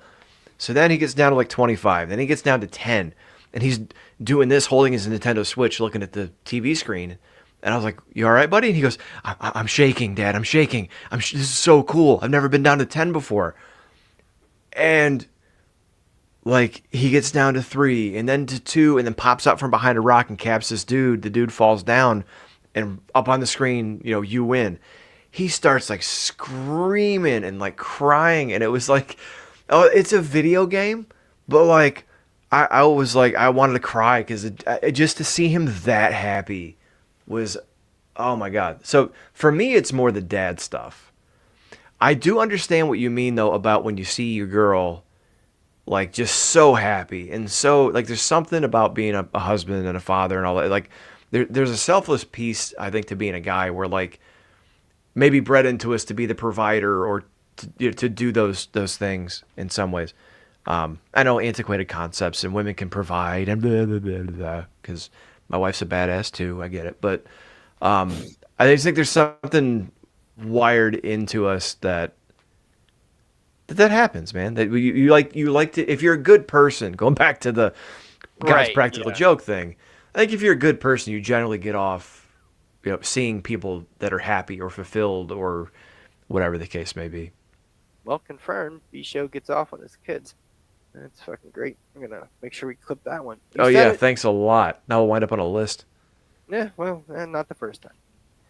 Oh, no, I mean that's kind of what people should. And I'm always astounded and astonished and all the other A words about how people um, are still able to be people with people.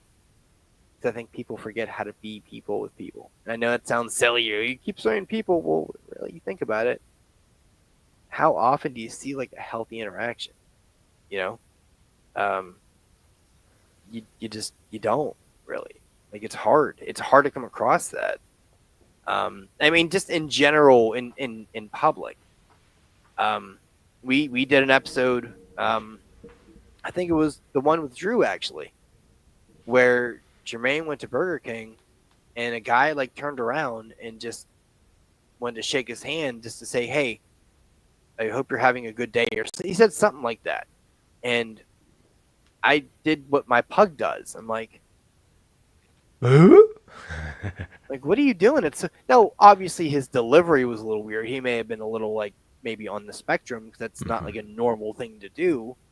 But the fact that you are a human with human, it's a rare thing, man. And it makes my heart smile. Like I love seeing stuff like that. That makes me happy.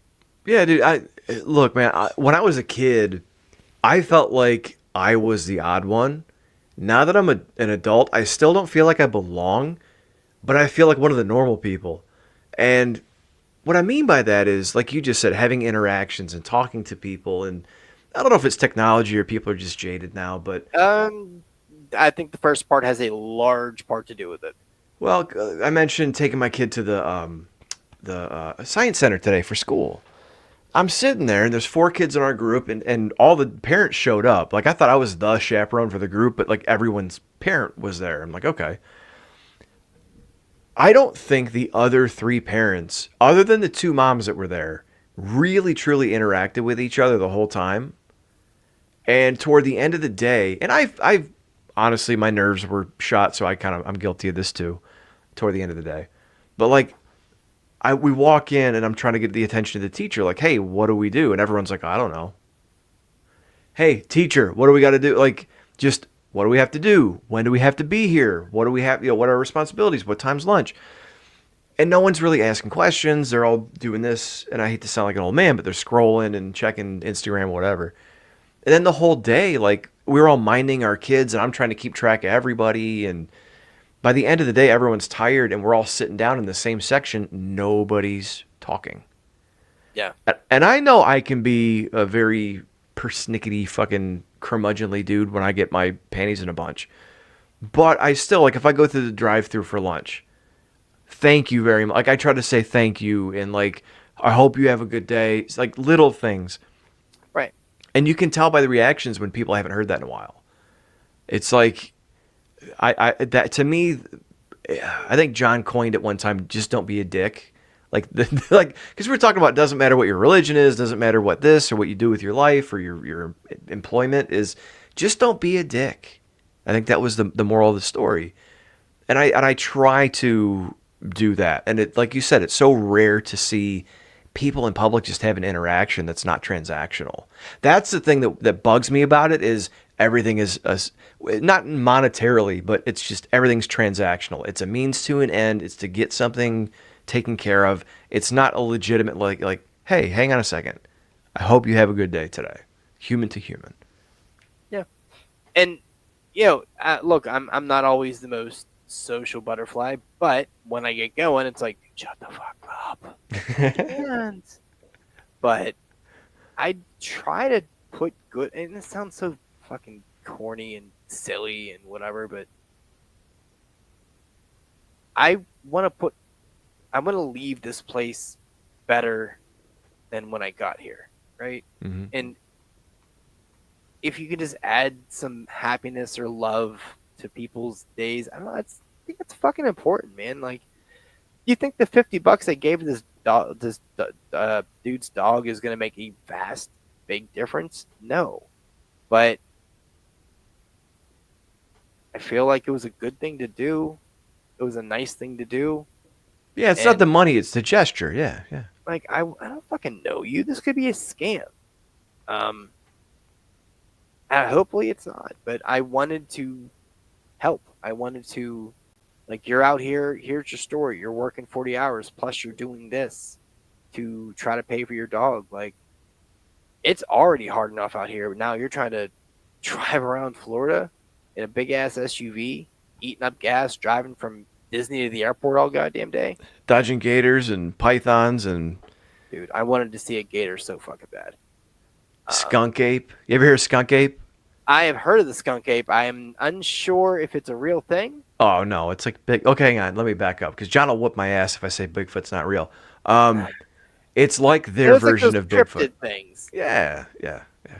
But I would hope that there's some fucking weird shit out there. Like, I'm the weird guy that wants the house to be haunted. Like, I want to talk to some. I don't want to talk to demons, but like, I like want some shit to happen. The wife does not like this. She is not a fan of my hopes and dreams. But I don't know. There's something about it that's like, I don't know, man. That's super interesting and crazy and probably not great.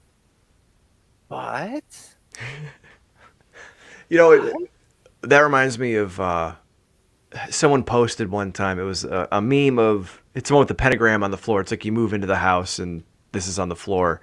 And my wife showed it to me. I'm like, rock on, let's go. And she's like, no, no. Because, like, she knows I'm not into, like, the ghost hunter-y type stuff. right. But, like, I would like to go do a haunted tour of, like, the state prison in Mansfield where they shot the Shawshank Redemption. Because they do stuff like that. And my wife wants no part of it. And she thinks it's demonic that I welcome that sort of thing. And it's like, well, they got the West Virginia penitentiary that you stay overnight at. oh, that'd be interesting. I mean, that might be like a put together or some. I don't know. That could be a road trip for some folks. I don't know. We'll fucking talk about that. That'd be cool. Because, like, the ghost thing, it's like I don't necessarily believe or disbelieve. Yeah. My brain tells me it's horseshit. Right. But that other part, that lizard brain part of me says, don't fuck with shit. And we don't understand everything. And there's probably something, you know what I mean? So, I mean, I've got a deck of tarot cards. I've, got a few little kitschy things in my office. And my wife doesn't appreciate that necessarily. But, yeah. So it's funny that you and your wife are that way. That's from, like, this witch store. Yeah. Oh, nice. Fucking rad. Nice. Did you see the episode we did early on where Shaheen went to the mall in, I don't think it was Philly, but he went to the mall in Pennsylvania somewhere, and they had like the animals in formaldehyde and like the witch stuff and animal skins and deer heads? Yeah. Okay. That weird shit is insanely. This is interesting, and like I've been listening to demonology stuff on YouTube. I'm like, oh wow, yeah, because I'm not like, oh, I love it, but I'm like, it's interesting, like something. It's something that's not tangible right now. I find that insanely interesting. Like, tell me your history. Oh my god, that's awesome. Yeah, it's Once funny. Again, she does not approve. Yeah, I mean, and I think that's part of the novelty with me too. Is like I don't, on some level, believe in it, so I say, what's the harm in doing it? That's kind of where I'm at with it. Yeah, but it's taboo. It's kind of interesting because you don't know. It's like the final frontier, literally.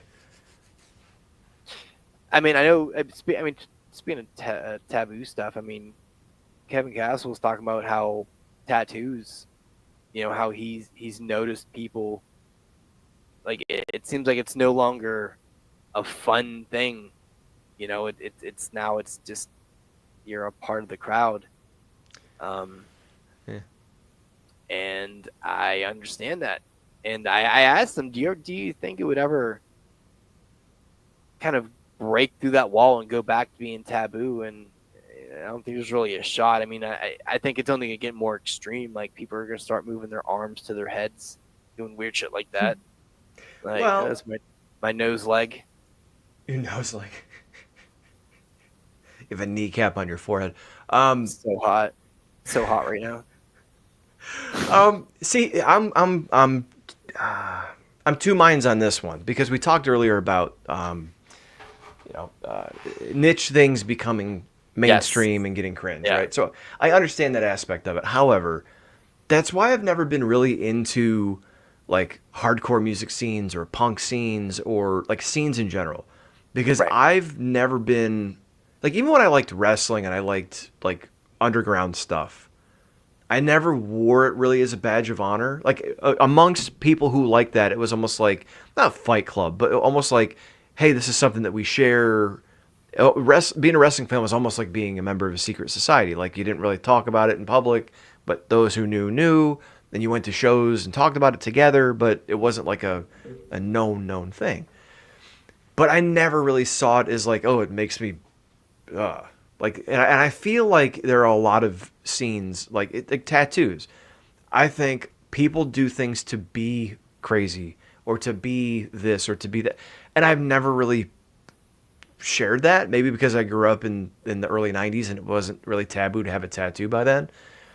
So I don't know. I think to your point, it is going to get more extreme to the point where I saw there's a Instagram person that came up during Halloween, and she like does these crazy face painting videos, and I'm pretty sure she cut her tongue recently, so she's got like the forked tongue.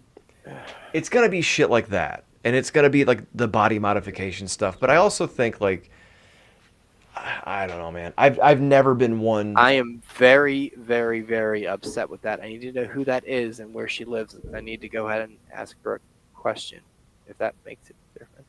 No, it's fine. Don't worry about it. No, like that's fucking weird. Like, why would you fucking do that? Like, you're eventually gonna be an old lady with a forked tongue, you fucking idiot. Like, come on.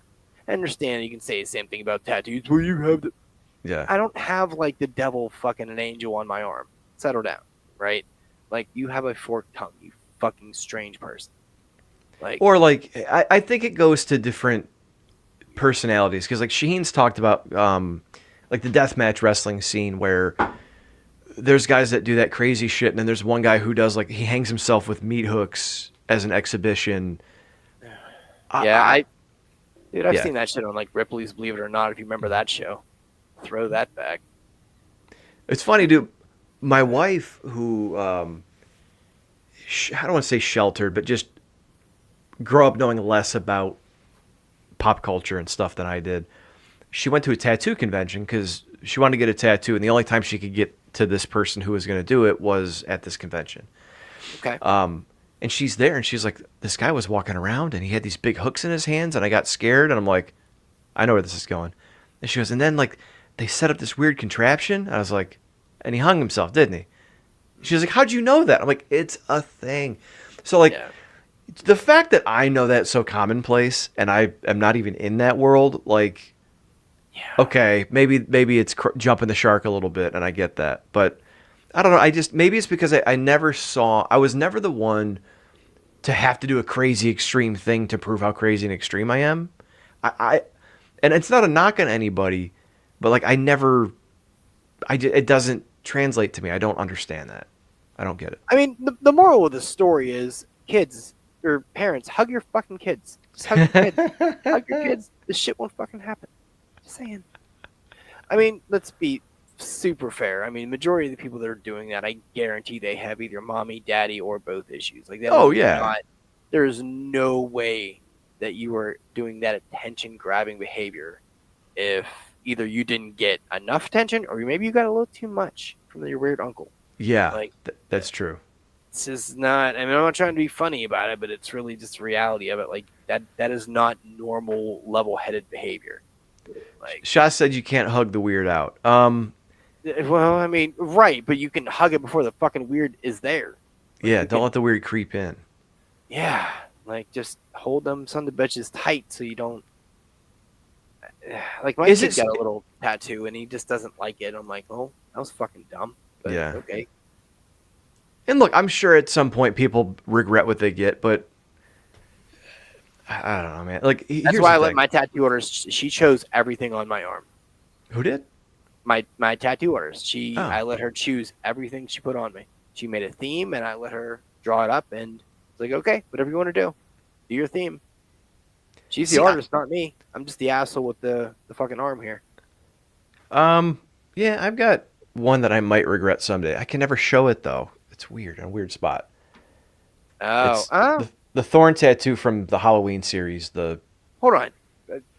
Your fucking nameplate's in the way. oh, hang on.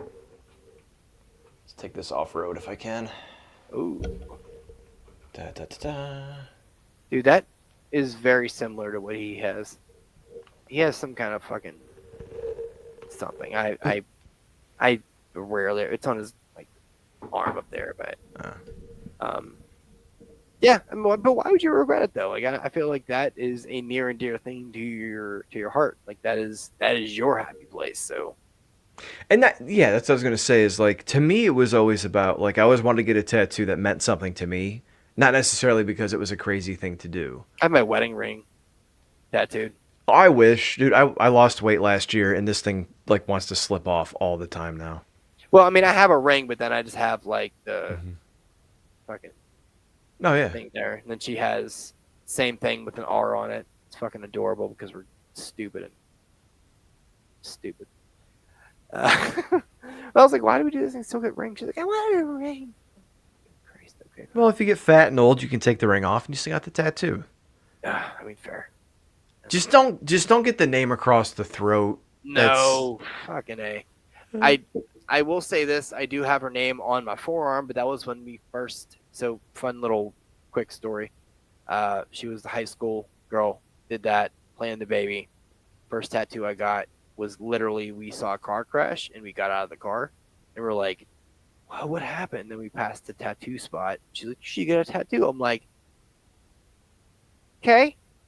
I was like, of what? She's like, you should get my name. I'm like 18. I'm like, I would like to continue to get vagina. So I'm gonna say yes to this. And I did. Ah, yes, the eternal conundrum. Yes.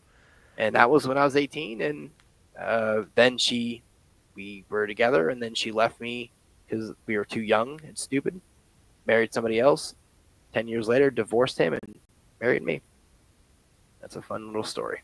Dude, the universe works out. Someone gave me a book recently. I have not read it. I might have talked about this on the solo show at one point, but like, do you ever read like the first chapter of a book and you're like, I think I got it. Like I think the intro pretty much covered it. I'm good. I feel a lot about movies. That's kind of why I'm not a big movie guy. But yeah, books. Yeah, I can see that too. Yes. Okay, but it was basically what is it? Everything is fucked. I think it's the name of the book, and it's about letting go and not trying to rush things or control things or whatever. It's like just continue to do what you're doing, work hard, try to achieve, but at the same time, like things will happen in their own time. You can influence things. Yes. But a lot of times, who was it? Alan Watts, I think he said, when you worry, you suffer twice. I had a really brilliant fella tell me worrying is literally sitting in a rocking chair. Do it all day, you ain't going anywhere. Like, yeah, but make my head stop doing the worry thing. Because that's like the hardest thing not to do is to fucking worry. Like, just shut that off. Okay. It's debilitating, dude. I faced that. There are times where if I'm dealing with something very, anxiety driven, this happened the other day. I had a phone call at like 10 or 11 o'clock in the morning, and after the call, I was done. Battery was drained. Like I had like 2-3 more meetings that day, and I knew what I was doing, but mentally I was somewhere else. It's like I told you this morning about Apple. I was like, don't fuck it. Here's what you do to call. Here's how you deal with it. You don't till you're done working. Then you fucking deal with it. Yep. And that's hard. That's why someone obviously bought me the book. But it's very hard for me to do because it's a constant worry. And Drew says he didn't mean to brag, but he does not read. Oh, that's adorable. I mean, don't or can't. I feel like. I mean, with that being said, the wife actually did buy me a Stephen King book, and I've yet to crack that son of a bitch. Oh shit! What one? Some fucking. I don't even know what the fucking thing is. I have to get it. It's like a fairy book or some shit. Huh. Yeah, I have to. I'll send it. I'll send you the fucking title. Okay. I'm not the biggest reader. I like reading. It just takes time, and I don't have. That's the thing. I don't have the time or the desire. I always find like 9 other things I could be doing that's probably more productive, but they're not. But in my head, I'm like, that that makes me happy. I don't Yeah. care. Like So I can't sit and have shit be quiet. Like unless I read in if the shower, that'd be great. if you have a hard time with longer books and you do want to read Stephen King, I would suggest getting like compilations of his short stories. There's one that I got for Christmas a few years ago. It's called Just After Sunset. And the theme of the stories is it's either people dead or dying or like around, like it's just after sunset. It's people around the time that they're dying. So either dealing with grief or it's ghostly or whatever. And it's like 6 or 8 short stories. Some are longer than others, but they're good and they're enough. Because like The thing is, I like his books. I love Desperation. That was an awesome book. see, I've never read Um, Desperation. it was like 15 or so odd years ago. What's up, And Don it's like, Stoney? hey, it's fucking so late. It's like Appreciate him. Better late than midnight. never. Or It's a no, good thing it's we not. hung out a little bit longer then, yeah. It's midnight for me. There's fucking Yeah. Stoney's in Texas, isn't he? No, Drew's in Texas. I think Don Stoney's up in the northwest, northeast. I think he's in New York. Oh, really? You sleepy motherfucker. Yeah, see, I remember weird shit like that. And if he's not from New York, I'll feel stupid saying that. But Yeah, it's but well, no, Maryland. Okay, yeah, that's right. You are from Maryland, Don okay. Stoney. I remember. Okay. Okay. But yeah, no, I mean, I love reading too. It's just like you said, to sit down for however long. I finished. I did read the Shining. See, yeah, from Jersey, originally Long Island. I remembered that. That's why I forgot Maryland. But that was like my bathroom book. I went through a phase where like I would always keep books in the bathroom. Yeah. And as a father, you know that's like your safe haven. Well, here's what happens, man. Like you don't have the time to do it. You don't have the quiet to do it. And then when you finally do, you're like, the last thing I'm gonna do is sit here and read a fucking book. That's not happening.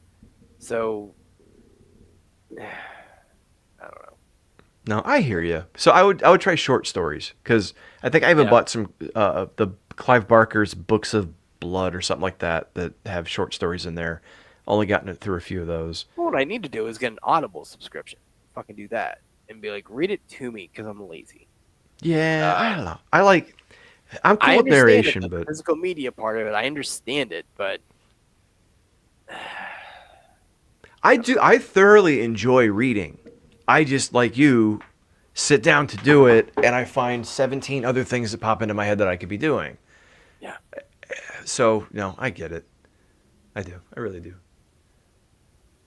Comic books, man. I remember I was thinking this because Drew, comic books. I don't know if you were a reader growing up or no. No, I remember I was given a few Archie comics, and that's not really like a comic per se. Yeah, they're comics. But no, But I yeah, tried never reading really got the comics comic book thing. because like you can get through a comic in a short span of time, but like my eyes ping pong around the pages. It's really hard for me to read them, and it makes me anxious. So I seldom do. I have a couple. I have a couple Star Wars ones, and my wife bought me for. I'm trying to remember what they're called, but there's a couple old like they're not EC comics, but a couple horror comics around that, like in that vein. She found it like some antique shop. So I've got some collectors, little things, not worth anything, but old things. But I don't know. But yeah, try short stories, man. Yeah. You get a good short story. They're good. They're to the point. Still entertaining. Keep your interest because it's not long and drawn out. Like I used to try to write, and I like writing, except it was hard for me to like. I never knew how to fill up all that spot. Like I could do a short story and keep it concise. I for some reason always felt like I was padding shit to draw it out. So yeah, try short stories, man. I may have to because I feel like I need a better hobby than my lack thereof hobbies. Well, but no, you said you're a sports guy, so I would assume you watch quite a bit of sports throughout the week. So I don't go the national side of it. I go more the localized side. Well, I guess it is baseball season. Yeah, never mind. Yeah, you're right. Fair enough. Then I am the fantasy football guy. Yeah. Wow. I really don't even know what the fuck I do anymore. He only watches porn for the articles. I mean, I knew that, Don. Stony. Ugh, fucking class act. You wait. You watch porn for the articles? Yeah, yeah. That's exactly. The joke is funny, and I'm. It is. I love my. I don't even know. Makes my heart happy. I think we're fried at this point. I read that as a legit comment at first, and then Yeah. when you read it back, I'm like, wait, watch porn for the articles? Well, Jesus. it is midnight. I've been up since 5, and Oh then shit. oh, that's fine. I ain't no pussy. No, the older I get, the less I sleep. It's fucking strange. I don't appreciate it. I don't want it. I don't need it. I've always been like a 4, 5, 6 hour guy. I am too. Like, if I get a solid 6, I'm good. Except I do need a crash day. If I do it for too long, I need a crash day on the weekend. But like, I found that's honestly that's how I used to podcast and everything was. I would put in a normal day, Yeah. say 8 hours, 10 hours, 12, whatever it was, depending on the day. And then once everybody went to bed, it was like, all right, from 9 to 1 or 9 to 2, that's my time. And I would either write, I would podcast, I would do video stuff. And then I think I burnt the candle at both ends a little too long.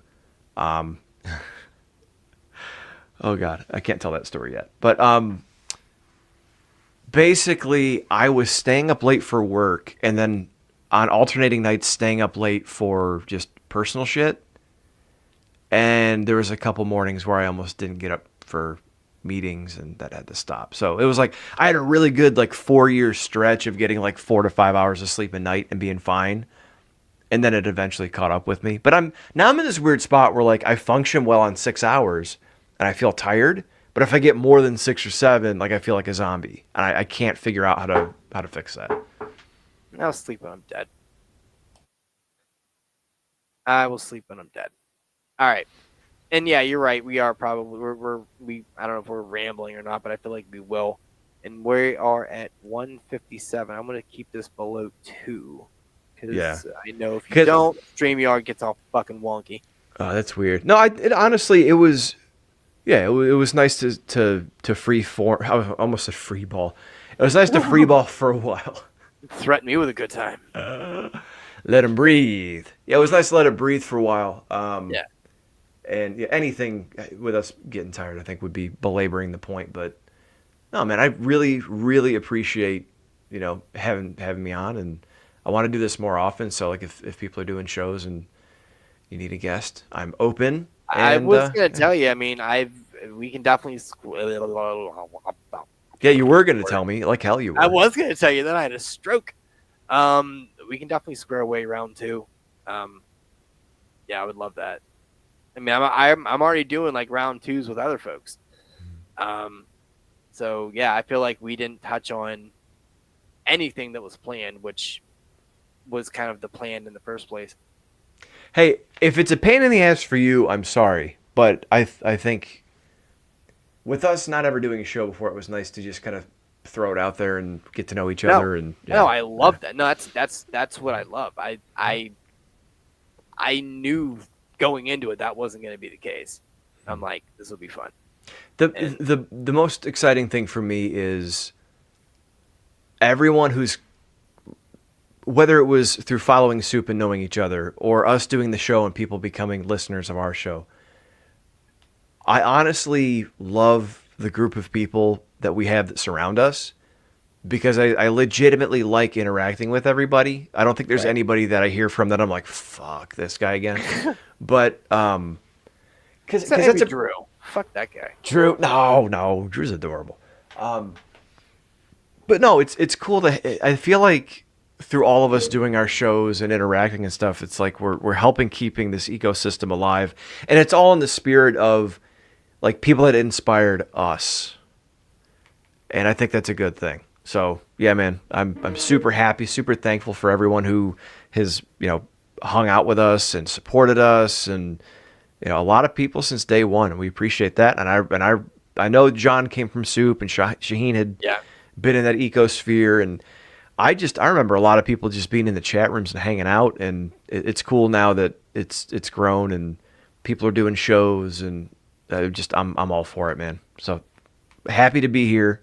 Thank you for everyone, and man, it's been a pleasure. Well, thank you, sir. Like I said, my pleasure, man.